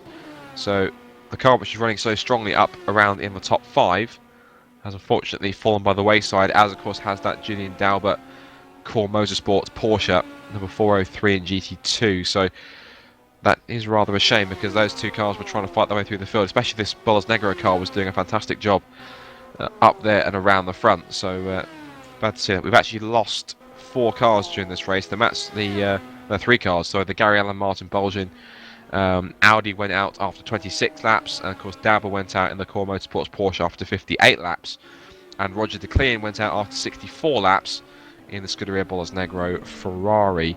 Looking at the time wise, how are we doing for time? We are currently at, time is showing 7 hours and 14 minutes left, so we've just ticked over 2 hours and 45 minutes of racing here at Road America. It's round 4 of the 2013 Race Department Le Mans Series. Of course, and we've got Jonathan Ainston-Cliff in the pits now. Oscar Clint, yeah, Jonathan Oscar Clint. That's the third placed GT2 Porsche, and that's going to be for a regular fuel stop. I'm pretty sure that's not going to be for a driver change. It's too soon for that, I believe, because Jonathan's been doing hasn't been in that car. He took over in the last stint, so on that one. And just keeping tabs on this one, see what's going on in the rest of the field. It's looking at got 15 minutes to go before we get to the hour mark, so we'll do another hourly update of the rest of the top 5, of the top 10 and top 5 in each class, which I will run through. Looking at the rest of those. A quick glance of a live timing. Gap at the front for the overall lead is 13 seconds. It looks like it's probably going to be increasing, because at the moment Johnson is 6/10 up in the first sector. That may be due to traffic. I'm not 100%, but we'll keep an eye on that one for sure. As Oscar Clint leaves his pit box and heads back into the race, as we've got a few LMP2 cars sweeping past the pit lane, down the pit straight. Pit limit is released, and away goes Oscar Clint once again with a fresh set of boots on and a full tank of fuel. Of course, those tyres will be stone cold, so you'll need to take a couple of laps to get them fully up to optimum temperature, which I'm sure he will do just fine. And what was interesting is that the GT2 lineup was the majority of them were Porsches, but only one car wasn't a Porsche, and that was the Bolas Negra Ferrari. But unfortunately, we've lost that now, and it is now just a straight fight between Porsches all the way. So it's going to be a Porsche victory in GT2. We know that much. The only question is, which Porsche is going to be taking the victory? And at the moment, the car which looks like it's going to be taking that victory is going to be the Sim Racing Holland car at the moment. It's a lap ahead of the second place Brigata also machine of Frank Zweers. The driver that's currently at the wheel of the Sim Racing Holland Porsche is Dennis Duna at the moment, and he's doing a fantastic job right now. He's currently got a well, yeah. In fact, that is a lap. He's got a lap advantage. Where is he? No, he's not. He's not. In fact, I'm sorry. I was waiting for Zweers to cross the line. Apologies for that one. He's got a 54-second advantage. They're both laps that on the. But both drivers in first and second are on the class-leading lap. Of course, GT2 car is. I'll move on because otherwise I'm going to get tongue-tied on that one. The GT1 class still led by the Venture-style Lamborghini. P2 is still led by Teemu Toiku, who's doing a fantastic job in the SRS Racing Acura. And he's got a 1 minute 23 second advantage over the Hell Racing Team Hungary Acura of David Horvath. And he's actually lapping, especially last time around, he was a second and a half quicker, was Toiku, compared to Horvath on that last lap. And looking quickly at the leaders in P1 overall, as we said, still James Johnson. Now it's a 14-second advantage. And we're coming up close to the 100 lap mark now because the THR Peugeot has just completed its 93rd lap, and of course we're still yet to see a driver change in that car. On which that car is being shared by James Johnson with Chris Butcher, Toby Davis, and Lee Palmer.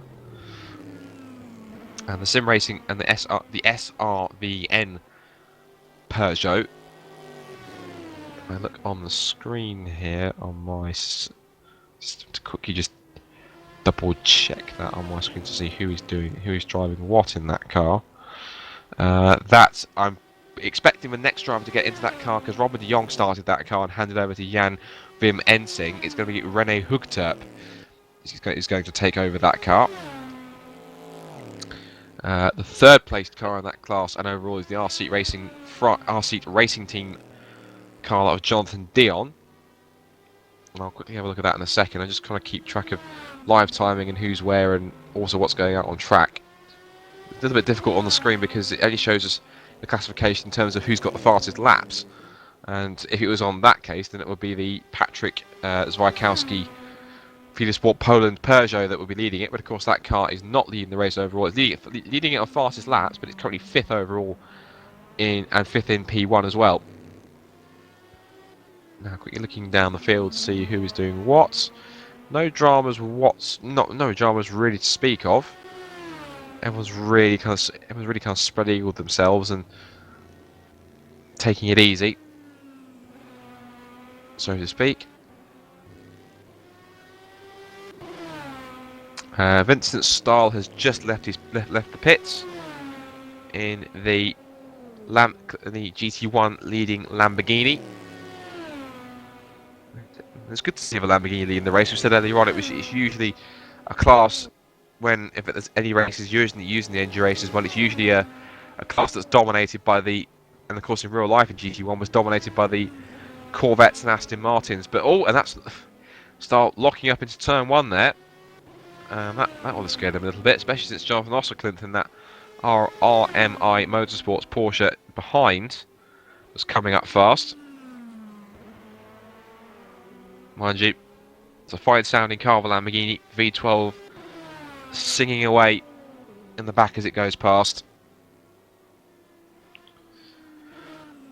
And we got Jonathan Dion just making a pass on Teemu Toiku going into turn 1. Good boy there, Jonathan. Teemu utterly defenseless there. 2 different classes, so that doesn't matter. Jonathan Dion continuing on with a fantastic race, though much more of a lonely one, to be honest. Because but basically he's got a full clear track in front of him, but though he's not in the lead at the moment, so this is still some catching up to do. But then that's a good race, and he's just gone wide a bit there, but doesn't matter. So just continue on good there.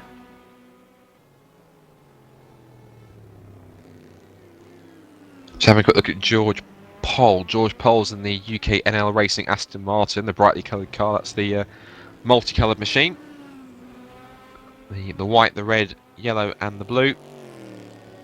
Again, another V12 machine. Of course, the Corvettes are got big rumbling V8s in there as well. Fantastic mixture of sounds here. You've got the shrill sounds of the Porsches, the high pit, the wonderful kind of tones of the Aston Martin and the Lamborghinis, the throaty rumble of the Corvettes, and then you've got all the multitude of P2 cars, the Acuras and Porsches with their high revving engines, and of course the ultra quiet and ultra silent low revving diesel engines as well. So there's a wonderful mixture of engine sounds and car shapes around for you guys to enjoy. Of course, the big race that's coming up as the season finale for the Race Department Le Mans Series is, of course, the big one. It's the Le Mans 24 Hours of Le Mans. And that's happening on the weekend of, I believe it's July. It's middle of July. Let me quickly bring that on the screen. My calendar on the screen. I can tell you exactly when that's going to be. And that is going to be on the weekend, I think, of July the 13th and 14th for 24 hours. So that should be a rather enjoyable experience for you guys, anyone who's going to be watching that one.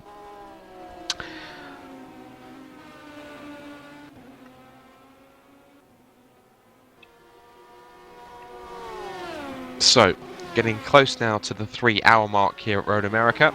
We're 7 hours and 5 minutes away from the end of this race, so 5 minutes until we reach 3 hours completed. We have actually passed already a quarter race distance, of course 2.5 hours being quarter distance. And we've completed 96 laps in this race as James Johnson sweeps through and is still lapping quicker at the moment than the SRVN Peugeot Jan Wilmensing. Last time around the lap was 146 point. Oh, it really was slow. 146.8 for the THR Peugeot, and the SRVN machine did a 149.8. So really was caught up in some traffic there, it looks as though. In fact, no, I thought for a second it was in the pits, but it's not. In fact, he's carried on. Having one or two troubles. Jonathan Dion just going past Hunter there as he goes into the last corner.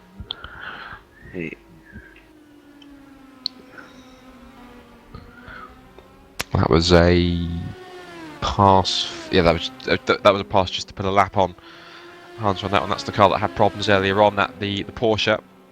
Now Marcus Broick is not too far away from Jonathan Dion. This could be an intriguing little battle to watch, because Broick is only 2.5 seconds away and is on the top 5 are all on the lead lap, because of course they're the only ones in P1 at the moment which are currently on the lead lap and at the front of the field. Broick has a 2-second advantage, and he's actually bringing that down at the moment. Last lap time was a 149.9, again getting caught in traffic by Dion. 148.2 for Broick, so this could be an interesting battle that's going to develop here. And it seems as though with every corner, Broick's getting that little bit closer, so whether or not Dion's just turned the wick down a little bit and just taking it easy, or whether Broick's turned the wick up and is pushing as hard as the car will allow him to, or he feels he's allowed to himself. I'll have to wait and see. The gaps that it's a live gap that updates, and it really is starting to come down, because it was 2 seconds, it's now 1.5. So Broick's car appears to be running at a much faster pace and in better shape setup wise. Dion just trying to get past Vincent Starr's Lamborghini, which he does with relative ease. That's smart driving from Vincent there to move out of the way on the straight. Well done. Of course, he'll have to do the same for Broick in a second, which I'm pretty sure he will.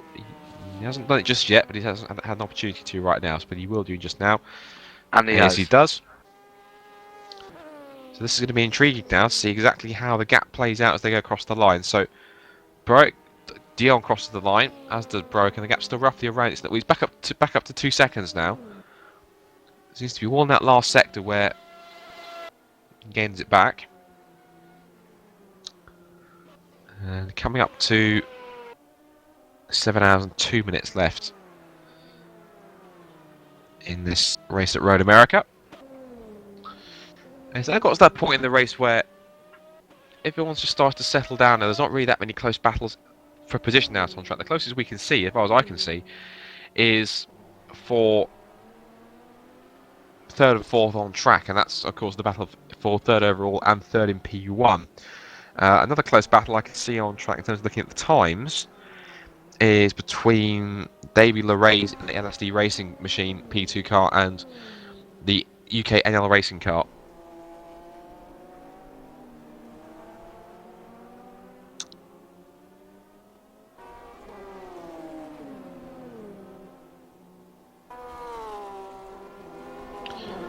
That one, the gap is about 1.5 seconds there, but the gap really has come down to about half a second now between Broek and Dion, and that's actually closed during the traffic, so this could be a change for third then. Past Luke Walsh, and Broek's right on the rear wing. They're going to go side by side down towards the right-hander. Broek might have the roll to try around, sweep around the outside. Last of the late breakers, can Broek do it? Yes, he can. That's a very daring move there from Broek, and a wonderful pass from the No Limit Motorsports Peugeot, and he moves up into a podium place for the moment then, into third position. Brilliant pass there from Broek. Fantastic. Around the outside, and Dion really had no choice. He got stuck behind Luke Walsh. Not saying Luke Walsh was the catalyst in that one. But Dion could make a good line going down into the first corner. Dion has actually just closed up a bit. Is he going to go into the inside? No, he's not close No, enough. He needs to be closer. He wasn't in the slip. He wasn't close enough coming out of the last corner to get enough of a slipstream to put the pull in close enough to make that pass. He might get a chance here down towards turn 4 because he's close enough on the exit of this corner. Just on board with Bocek, and it looks like Dion might make a move on the inside. Does he? No. Ooh, nearly. He thought about it, but he wasn't far enough alongside. He thought better of it. I think he realised that he wasn't going to pull far enough alongside, and thought, no, think better of it. I'm going to try again later on around the lap. They're coming up to lap George Poll in the UK NL Racing Aston Martin. So this is pretty much the battle with the on track with the most at stake, because of course it's for a podium, for what could be a podium place later on by the race end, as they both sweep around the outside of George Poll at the carousel. Aston Martin doesn't know what's hit him. He's just been swept past by two rather silent Peugeots. Heading down towards the kink, and Broek now starting to pull away. So Broek now has considerably more pace in his Peugeot than Dion does in his, and that's more significant. So Broek will now start to pull away at quite a rate. Right, we've ticked over the 3-hour mark, so I'm going to quickly run down through how they stand in the race at the moment. Right, so if I can quickly just sort that out. Go.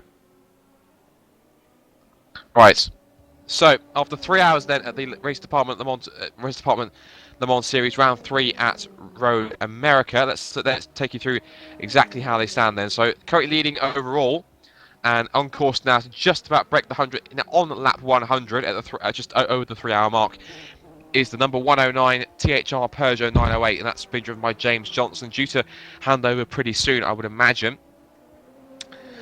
In second place now is the car number 107, the SRVN Peugeot of Jan Wim Ensing, and he is currently in second place, second overall in P1 and of course in class. Third overall and in class is P1 is the No Limit Motorsports cars we've just seen switch places, Marcus Broek, and they're starting to pull away now at the moment. Just quickly, the gap between the leaders, the first and second, is 18.5 seconds, and then Ensing has a 44.5 second gap to third place Broek. Dion is behind by half a second and possibly going to fall back at this rate because he's lapping roughly the same pace but a little bit slower. And rounding out the top 5 in overall and in P1 is car number 103. That's the Feeder Sport Poland Peugeot of Patrick Zwijkowski in 5th place in that class. That's the red and white car as well. 6th place overall and leading P2 still is the number 209 SRS Racing Acura of Timu Toika. And he is 1 minute and 10 seconds behind Zwijkowski's Peugeot in 5th.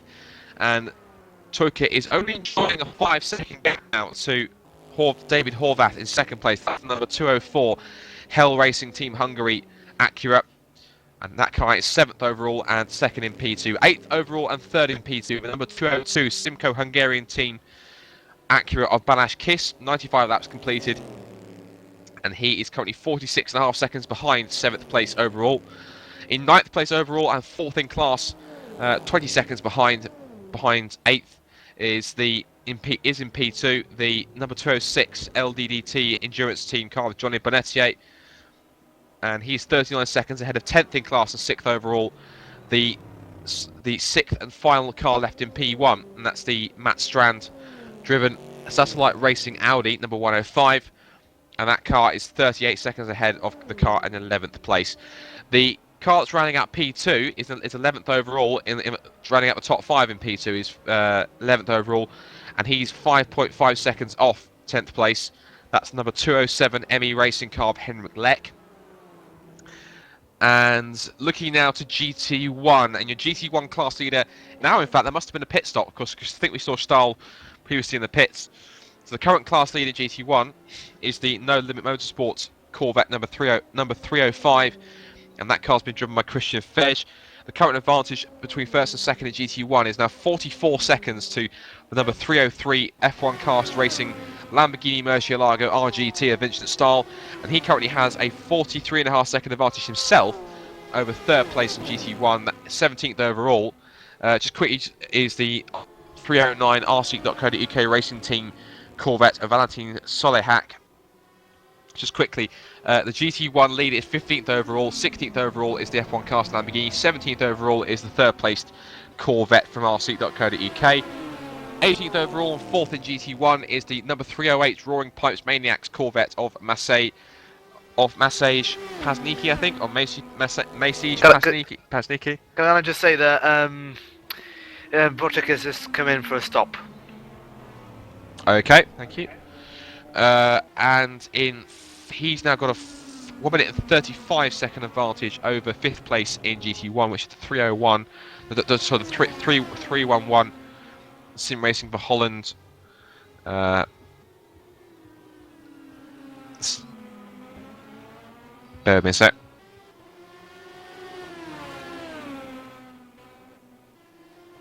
The Sim Racing for Holland. Or Marcus Broek has actually come into the pits. I think that's what you were talking about there. Marcus Broek's the third in class from P1, has given up that spot on podium for the moment. So 5th in GT1 was the Sim Racing for Holland car number 311. That was being driven by Marcel Offermans, and he's 13 seconds behind 4th place. GT2, Sim Racing for Holland actually lead that car number 409, driven by Dennis Duna. That's the Porsche, and he is 22nd overall.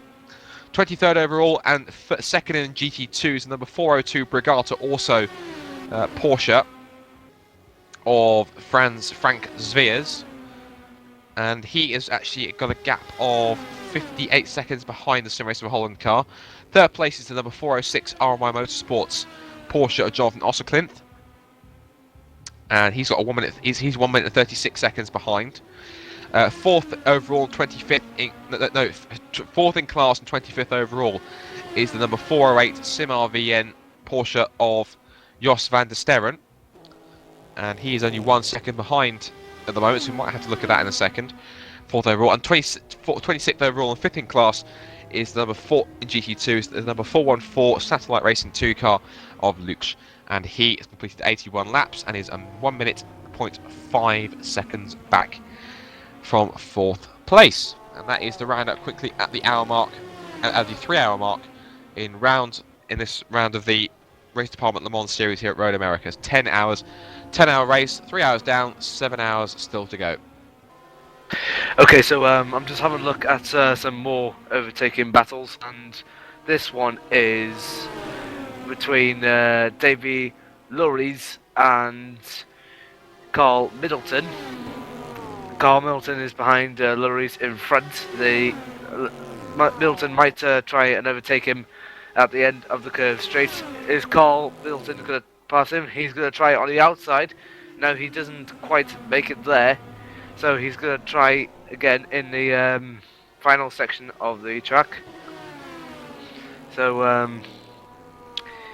yeah, Carl Middleton is trying his best to get past Davy Lorries as they go down the main straight. Now, Carl Middleton might have a good run here, as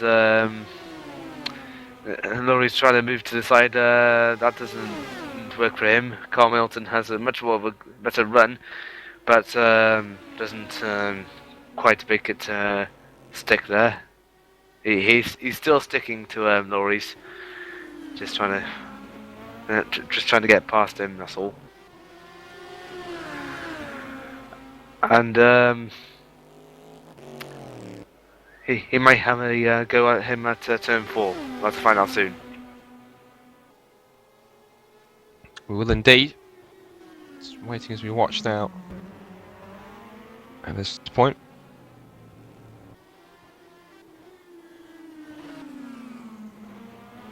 And Laurie's just went a little bit wide a couple of corners ago, so Middleton might have a go at him as they go down into turn 7. Middleton has a look below, doesn't quite have a go at him. Going into the carousel, okay, under the bridge, and Middleton is actually on the just nearly on his gearbox there. So just coming at the end of the carousel, and Middleton is actually near Laurie's this time. He might have a go at him on the curve straight now. And he's going on the outside. Can he do it? Yes, can he do it? Yeah, yes, brilliant move. Fantastic. So that move now puts Middleton into, looking at the classification, moves him into 6th place now overall in class. That's now, Laurie's down to 7th, but I'm not sure Laurie's will have... well, yeah, doesn't appear to have an answer because Middleton's just pulling away from him on the straight. So, at the moment, seems that the Middleton's got the measure, but of course they had to let Matt Strand through. Of course, Matt driving the Satellite Racing Audi R10 in LMP1. He's the last car in LMP in class at the moment in LMP1.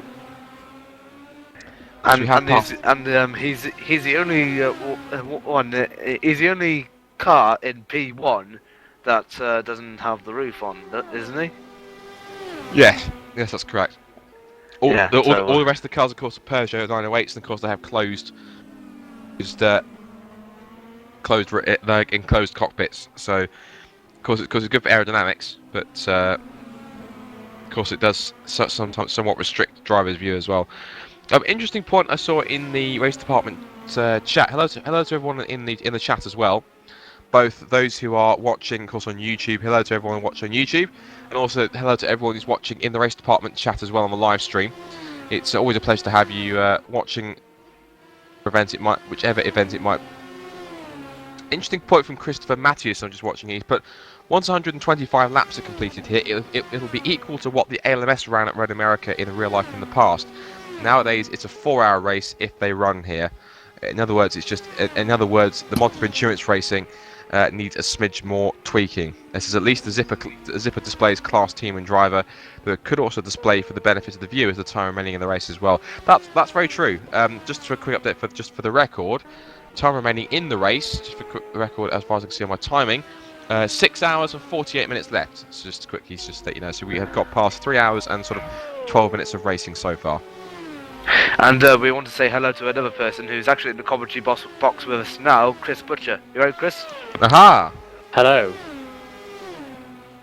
How are we doing, Chris? I have to say, at the moment, looking down, Lee has just... Oh! I just noticed something. I think Lee has just disconnected. Correct. Yes. Ah, so does that mean... Oh, so that must mean then that, unfortunately, THR cars asked the race. Nope. I don't think so. We should be able to rejoin the race. Yes, of course. But it does put us about 6 minutes down. Well, probably even longer than that. Probably close to 10 minutes because we're going to have to wait for Lee to reboot his PC. So, yeah, his game just crashed as soon as James gave him the car. I'm not really sure what's caused that, but really, really disappointing because obviously we'd had a really strong race to start off with, and for the first time ever we were actually leading. So, you know, it's really a real shame to lose that. Yeah, we're saying because James actually did put in some pretty stellar driving. We saw him make the pass for the lead on the SRVN car earlier on. He actually went for quite a while. He actually triple stinted for quite a while. So does seem for the moment that he was actually pretty comfortable with the car before he went to hand it over for Lee. Did he give any feedback as to how the car felt? Who, James? Yes. No, to be honest with you, I've been at work all day, so I've just been following the right timing. Okay. It was actually supposed to be me taking over. The plan was to take over at about 20 past, but the fuel hasn't lasted as long as we hoped it would. You know, if our practice last night is anything to go by, then actually the car should feel better right at the end of the stint. I mean, maybe you can ask the man himself because he's here now. Absolutely. Just Hello, we've got James in here as well. How are you doing, James? I was doing alright. Yeah, a little disappointed. So we're just talking to Chris. Actually, that's a fantastic opening stint for yourself. You actually triple stinted before you went to hand the car over to Lee. How did the car feel out there? Because it looks as though you were having some great fun handling the Peugeot, and also including being able to make a pass from a lead on track, which we actually caught on camera. It was good. It was just that the car just felt great. I noticed that everyone around us was using a bit more wing, but it didn't seem to hinder us as much as I thought it would, because the long corners, I thought it would be a bit slower, but we weren't that much slower, so I just kept on pounding on, and you know, strategy was working out for us until the pit stop. Of course, you've just gone ahead how was your race overall? I was enjoying it. I've got more to come, so let's see. Right, thanks very much. We've had, as noticed in Sector 2, I think if I might come back to quickly Chris and James in a second, we've had an incident, one of the UK NL cars has just had an accident, I believe in Sector 2, because I did notice there was yellow flags in Sector 2, so that would be the... Milton. It's Milton. That would be the LMP2 car. We saw that battling just now in the LMP2 class with David Larrays, so that's rather unfortunate. We've lost that car from the race. The UK NL LMP GT1 car is still circulating, but he's at the back of the GT1 field at the moment. That's the George Pole car number 312, which we are waiting for at this point. Looking through the field, a few more cars in there as well. Yeah, of course. Just guys, the disconnection, of course, is going to put you at a disadvantage now. Of course, now that you've just talked about it. Of course, James just jumped out and Lee's restarting his computer. Obviously, this is going to make it difficult for you guys to try and get back up the front. But the moment you've dropped up 4 laps, with the pace that the LMP1 cars are running at the moment, the other Peugeots. Is that going to be possible to claw back at all, or is that just a bit too much to ask? Do you think? We'll need something to go our way luck-wise. I think never seems to come our way in RDLMS, to be honest. But I think we're due a bit of good luck, so fingers crossed. But yeah, unless somebody else has a similar issue, or disconnection, or a crash, or something like that, then yeah, we're going to be not lasting class. We're going to be at 5th, I reckon. Because obviously, I mean, I'm not sure what happened to Satellite Racing, but they're obviously a few laps behind. Yeah, it's going to be tricky. Well, I've got some good news. Lee has rejoined. I can see him back in the server right now, so he is now back in the server. I think he's still in the pit box getting everything sorted. But he is. We've got a 7-minute penalty for the rejoin, so we've got to sit that out before we can join the track. Well, that is now going to drop you quite a few more laps. Because I saw when he joined, he was about already 4 laps down from after the when he disconnected after the handover. So that's really going to put you down roughly. I think, looking at the lap times, it's been roughly about another 3 or 4 laps lost, unfortunately, which is not ideal. I can see he's dropped down in the classification to 7th, and he's now at the moment. Not last in P1, because you still got the Satellite Racing Audi to go past, but of course Satellite Racing cars now got onto the same lap as you guys, so that's going to be that's going to be intriguing to see how that plays out. But yeah, fingers crossed that you guys can get something from this race, because of course you've got the pace. I think that at least you'll be able to get yourself back up to at least into the top 5, of course. But as you said, the rest of it's going to be pretty tough. But it's best of luck, and hopefully some luck does go your way this race.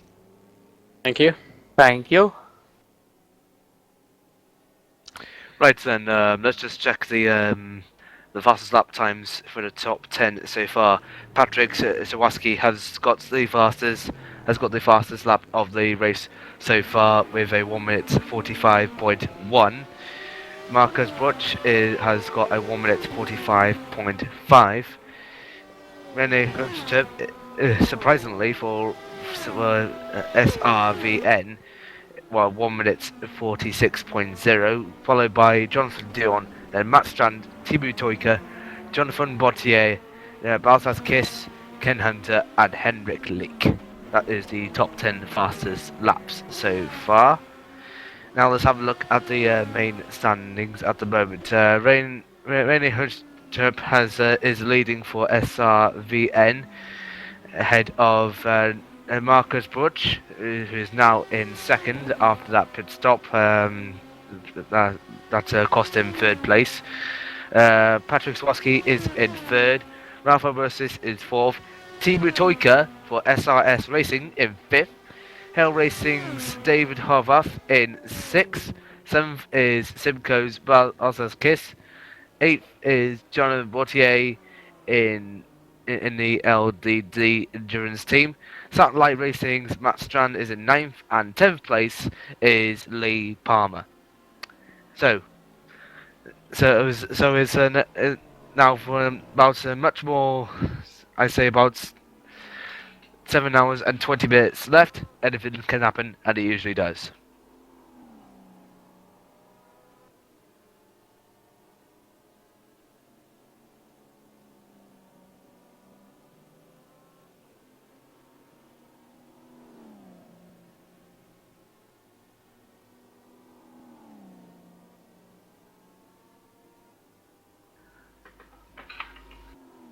Okay, just gonna have a look at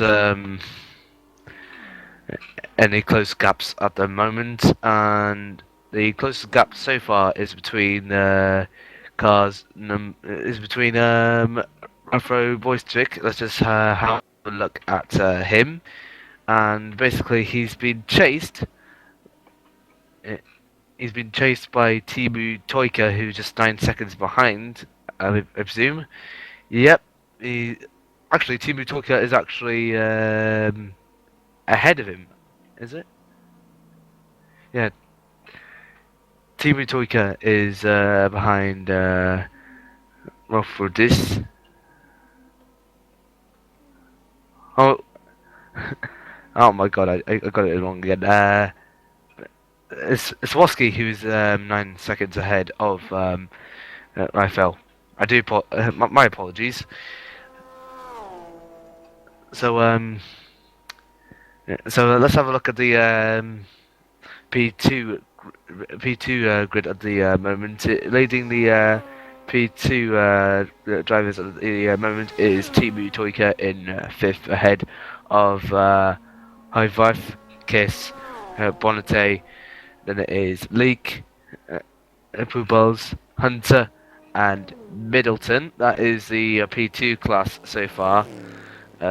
Lee Palmer is last in the P1, leading in the GT1 category is Vincent Stahl in the F1 Cast Racing Lamborghini Murcielago. Then we've got the No Limit Motorsports of Christian Fedge, ahead of Lanti Salahak in the R8.co.uk racing team. Then it's Massage Sedlmanek in the Roaring Pipes Maniacs. Marcel Offermans in the Sim Racing for Holland in just behind Massage. Then we got Nero Sofik in the Motorsports. Richard Blocker just behind him. Yes, just behind him. Then we got Then we got Dennis Dona in the GT2. Frank Sweers is behind him in second in the GT2 category. We got Jonathan Acercliffe in third place. Then we got Jos van der Sterren in fourth place Then we got Luke Walsh back to GT1, George Pole, Rui Martins, then back to GT2. Sorry, Rui Martins is in GT2. Ryan Mayfield is in just in front of Julian Dauber, and then finally we have Matt Strand in which is the last one. So I do apologise for if I messed anything up there.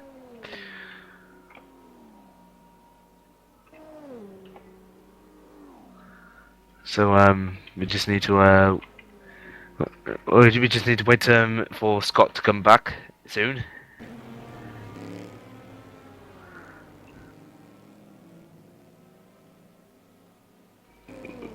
Let's just have a look. In the meantime, let's have a look for much more smaller gaps, and there's Henrik Leek ahead of Matt Strand. So let's have a look at Henrik Leek.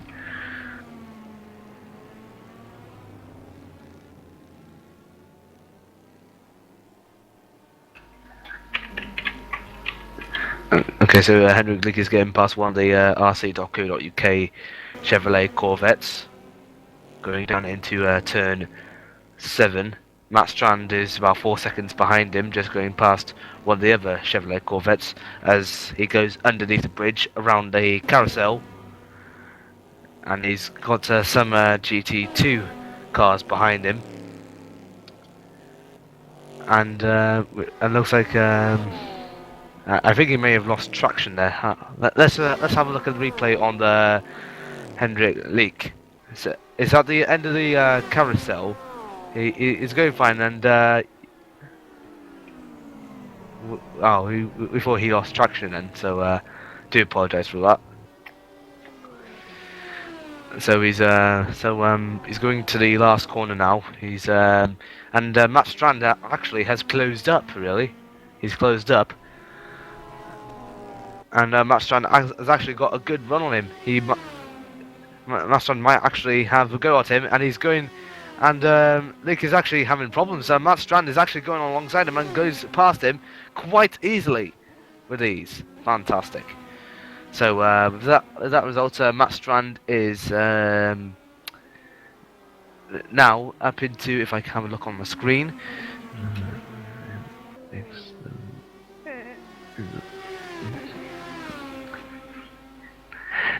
he's now up into 9th place. So Matt Strand is immediately pulling away from Henrik Leek. Now Matt Strand's next target is Johnny Bottier in the LDD Endurance Team car. If we can just find him. There we are, Johnny Bottier. Just at the beginning of the carousel. Just going along there.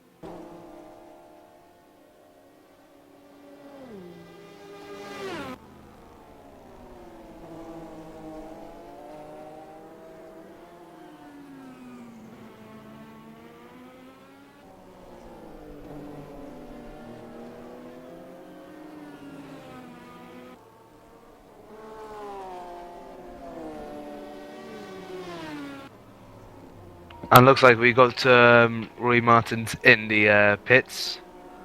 Let's just have a look at him. Is it going to be a driver change? We'll have to find out. If it is a driver change, then no, it's not a driver change. It's just going for a normal pit stop at the moment. to find out soon. And he's got a damaged bonnet as well. So let's hope he recovers from that soon.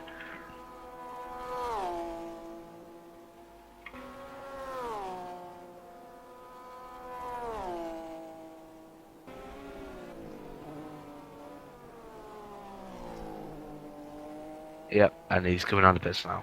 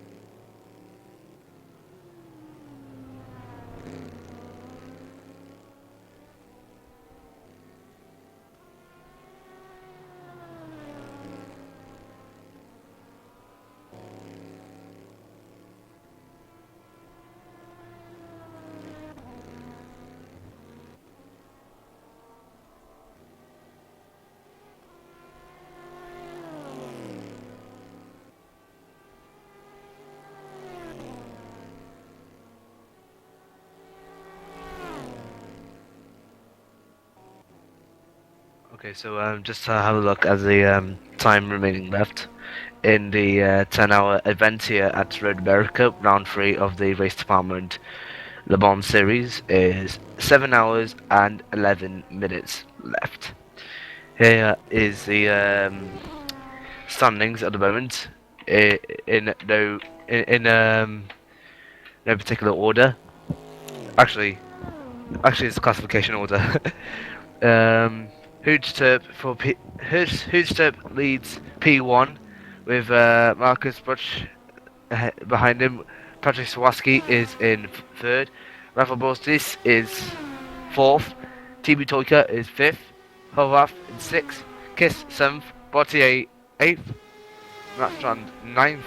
And Lek down to 10th. That now Toika is leading P2 ahead of Horvath and Kiss, Botier and right, let me just carry on. Lee Palmer is in 11th, Pibbles 12th, Hunt 13th, Stahl 14th, Fred 15th, Middleton 16th, Soharak 17th, Shedemetanek 18th, Offermans 19th, Shahovic 20th, 21st is Blocker 22, Donna 23, Zewers 24th, Iscliffe 26th, Van der Steren 27th is Walsh, 28th is Pole, 29th Martins is Mayfield, 30th is Dalba. No way that yeah, Mayfield is out the back. So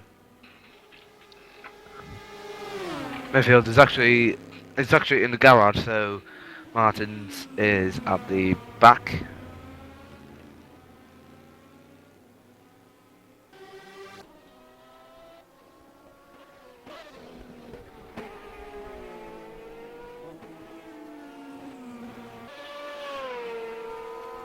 Okay, so look at the smallest gap so far is between Walsh and Van der Steren. Walsh in the satellite racing is leading from Van der Steren in the sim race Netherlands car. Is it? Oh wait a minute,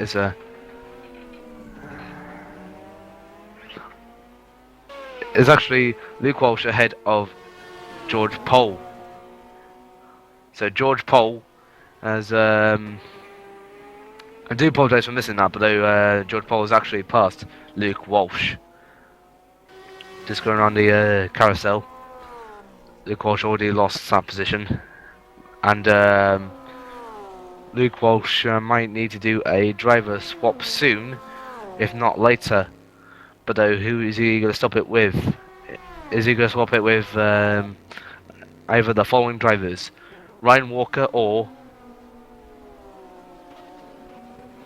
there's going to be someone else on?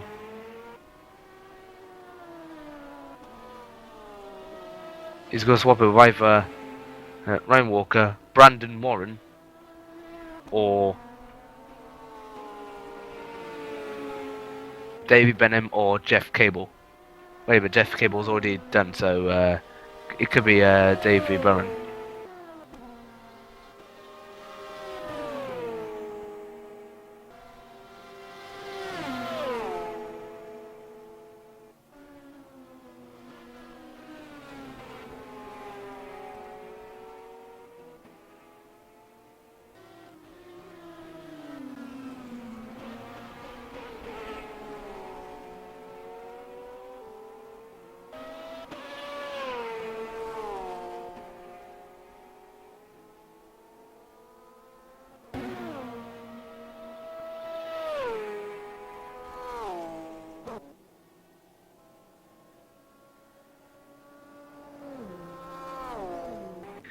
Okay, I've been told that Scott will be back here in a few minutes, and also in a few minutes that we might be switching over to part 2. So when we reach this end, make sure to refresh it if you are on Race Department. It might take a few minutes. If you are on YouTube, just sit tight and wait for the next event to come along via the when someone says it in the comments section. Now remember to check out our Race Department website. It's good, it's free, and it's way more better than iRacing, so please check it out if you want to. We have different racing clubs and leagues every week or so, or every month, in major sim racing leagues and racing games, so just check it out there. We also have general session as well, so check it out as well. And don't forget to follow us on both Facebook and Twitter, as well as following us on YouTube and different stuff like that. As we now have Paul being passed by Vincent Stahl going down the main straight.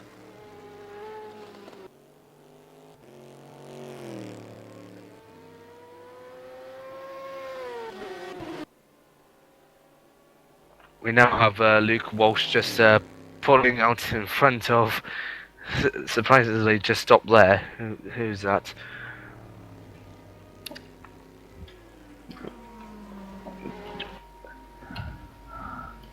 Just ahead of Jonathan Acercliffe, who was just no wait, that's Jonathan Acercliffe is actually in a different car, just replacing whoever was in that car.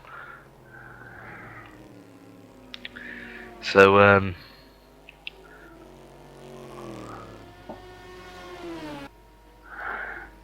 there's actually Ken Hunter still in the Daredevils racing car, and he's just in front of and Lee Palmer's just lost the front wing. Lee Palmer's just lost the front wing. Yeah, Lee Palmer's just lost the front wing, and he's gone wide, and he's gonna let the RC.co.uk Corvettes through, and he's gonna let one of the other cars through, and he's gonna let Swarovski through. Yeah, he's let Swarovski through, and he's past the RC.co.uk cars.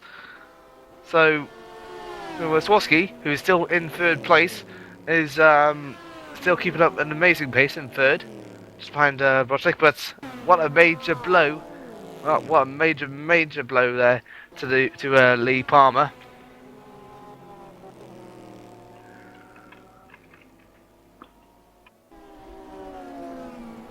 An absolutely major blow to him. So, can we just see what happened there?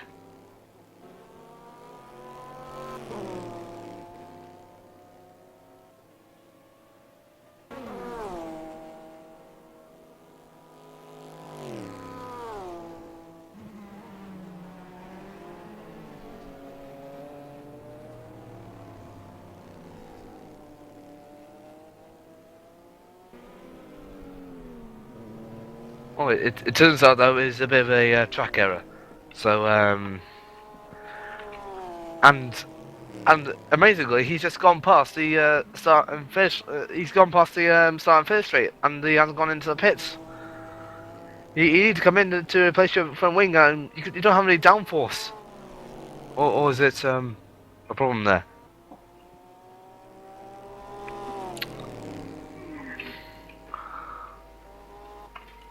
And Lee Palmer absolutely struggling with the car there.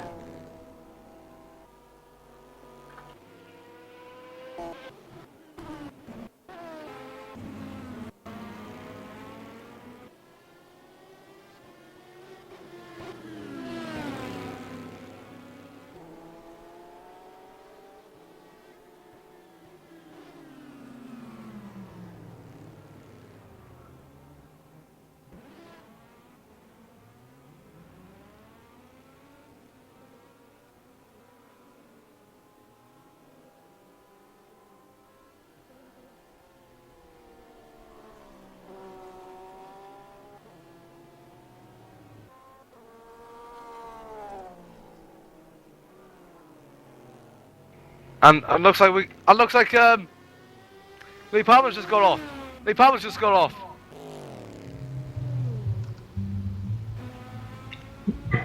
I think we've had coming back a rather dramatic time because Lee Palmer's he was running against the barrier here. Now, that's quite unusual because I did see he lost his the front nose off that THR Peugeot, but I'm not quite sure what's going on. Either he can't turn the car, or he's having to try and he's running it along the barriers. Now he's got it off the grass, but whether or not he's damaged the steering, it doesn't look as though that's the case. He's got it back going again. I'm not sure if our RDTV can tell us exactly who else was involved in the incidents, because it seems to me at least he has damaged the steering in some way, because that car's not running. That car's not running smoothly. Because I've just been told it was THR and several others. I thought it was just a track error then, but I just found out that he's actually been involved with some others, and it turns out it may be a connection problem or such. Well, if we can find out who exactly the others are, in terms of who it was that he was involved with, we can get to the bottom of what exactly's happened here, because that's as if THR's weekend wasn't going smoothly enough. Now that certainly hasn't helped things one bit, because they really are struggling at the moment. And it would surprise, at least you see Lee, now he's on the grass now at the final corner. You can see he's trying to keep offline as best as he can. As there goes Marcus Broek, and now Lee sprints for the pits, which in fact he does make. And finally this time, because the last lap when he lost at the front wing, you might not know this, but when he went, I did see this. Because he lost his front wing the previous lap, and I thought it was just a track error, and I thought he was going to come into the pits, but unfortunately he didn't come into the pits, and unfortunately that's just blown their weekend. It looks as though he's got suspension damage and also a puncture as well, because I can see that the car's leaning. His car's sat down on its left front. So I think there's definite damage to a punctured tyre and the suspension as well. So that is a rather bitter blow. Of course, Toby Davis and Chris Butcher yet to get into that car. And Chris was saying, of course, earlier on that he wanted to try and get some luck, but unfortunately, it seems that Lucky's not smiling on THR today, at least not in the Race Department Le Mans series. And I'm not 100% sure how long that Peugeot is going to be in there for the pits. It's certainly going to be quite a long stop, so I have to keep track of that one. They are currently sat on in the classification. If I look on the live timing when it updates, they're currently sat. Well, they're dropped to 12th because the LSD Racing P2 car has now jumped into 11th, so it's down to 12th now. And the next car that's going to come through, in fact, they've actually just done a driver change. They've taken this time to change over to Chris Butcher. So Butcher's now in that car, and Chris Butcher is extremely fast sim racer in his own right. So I'm pretty sure that if anyone can get the max amount of that Peugeot right now, it's up to almost 100% strength. Scott, I'm sorry to stop you there, but though we have reached the end of part 1. Please do join us in part 2. Just refresh it on the race department, or if you're watching on YouTube, just wait for the signal to go to the next live stream. So we'll see you in about a couple of minutes, and hopefully to see you on the other side. Sorry, Scott. I was told by race department okay. that it's time.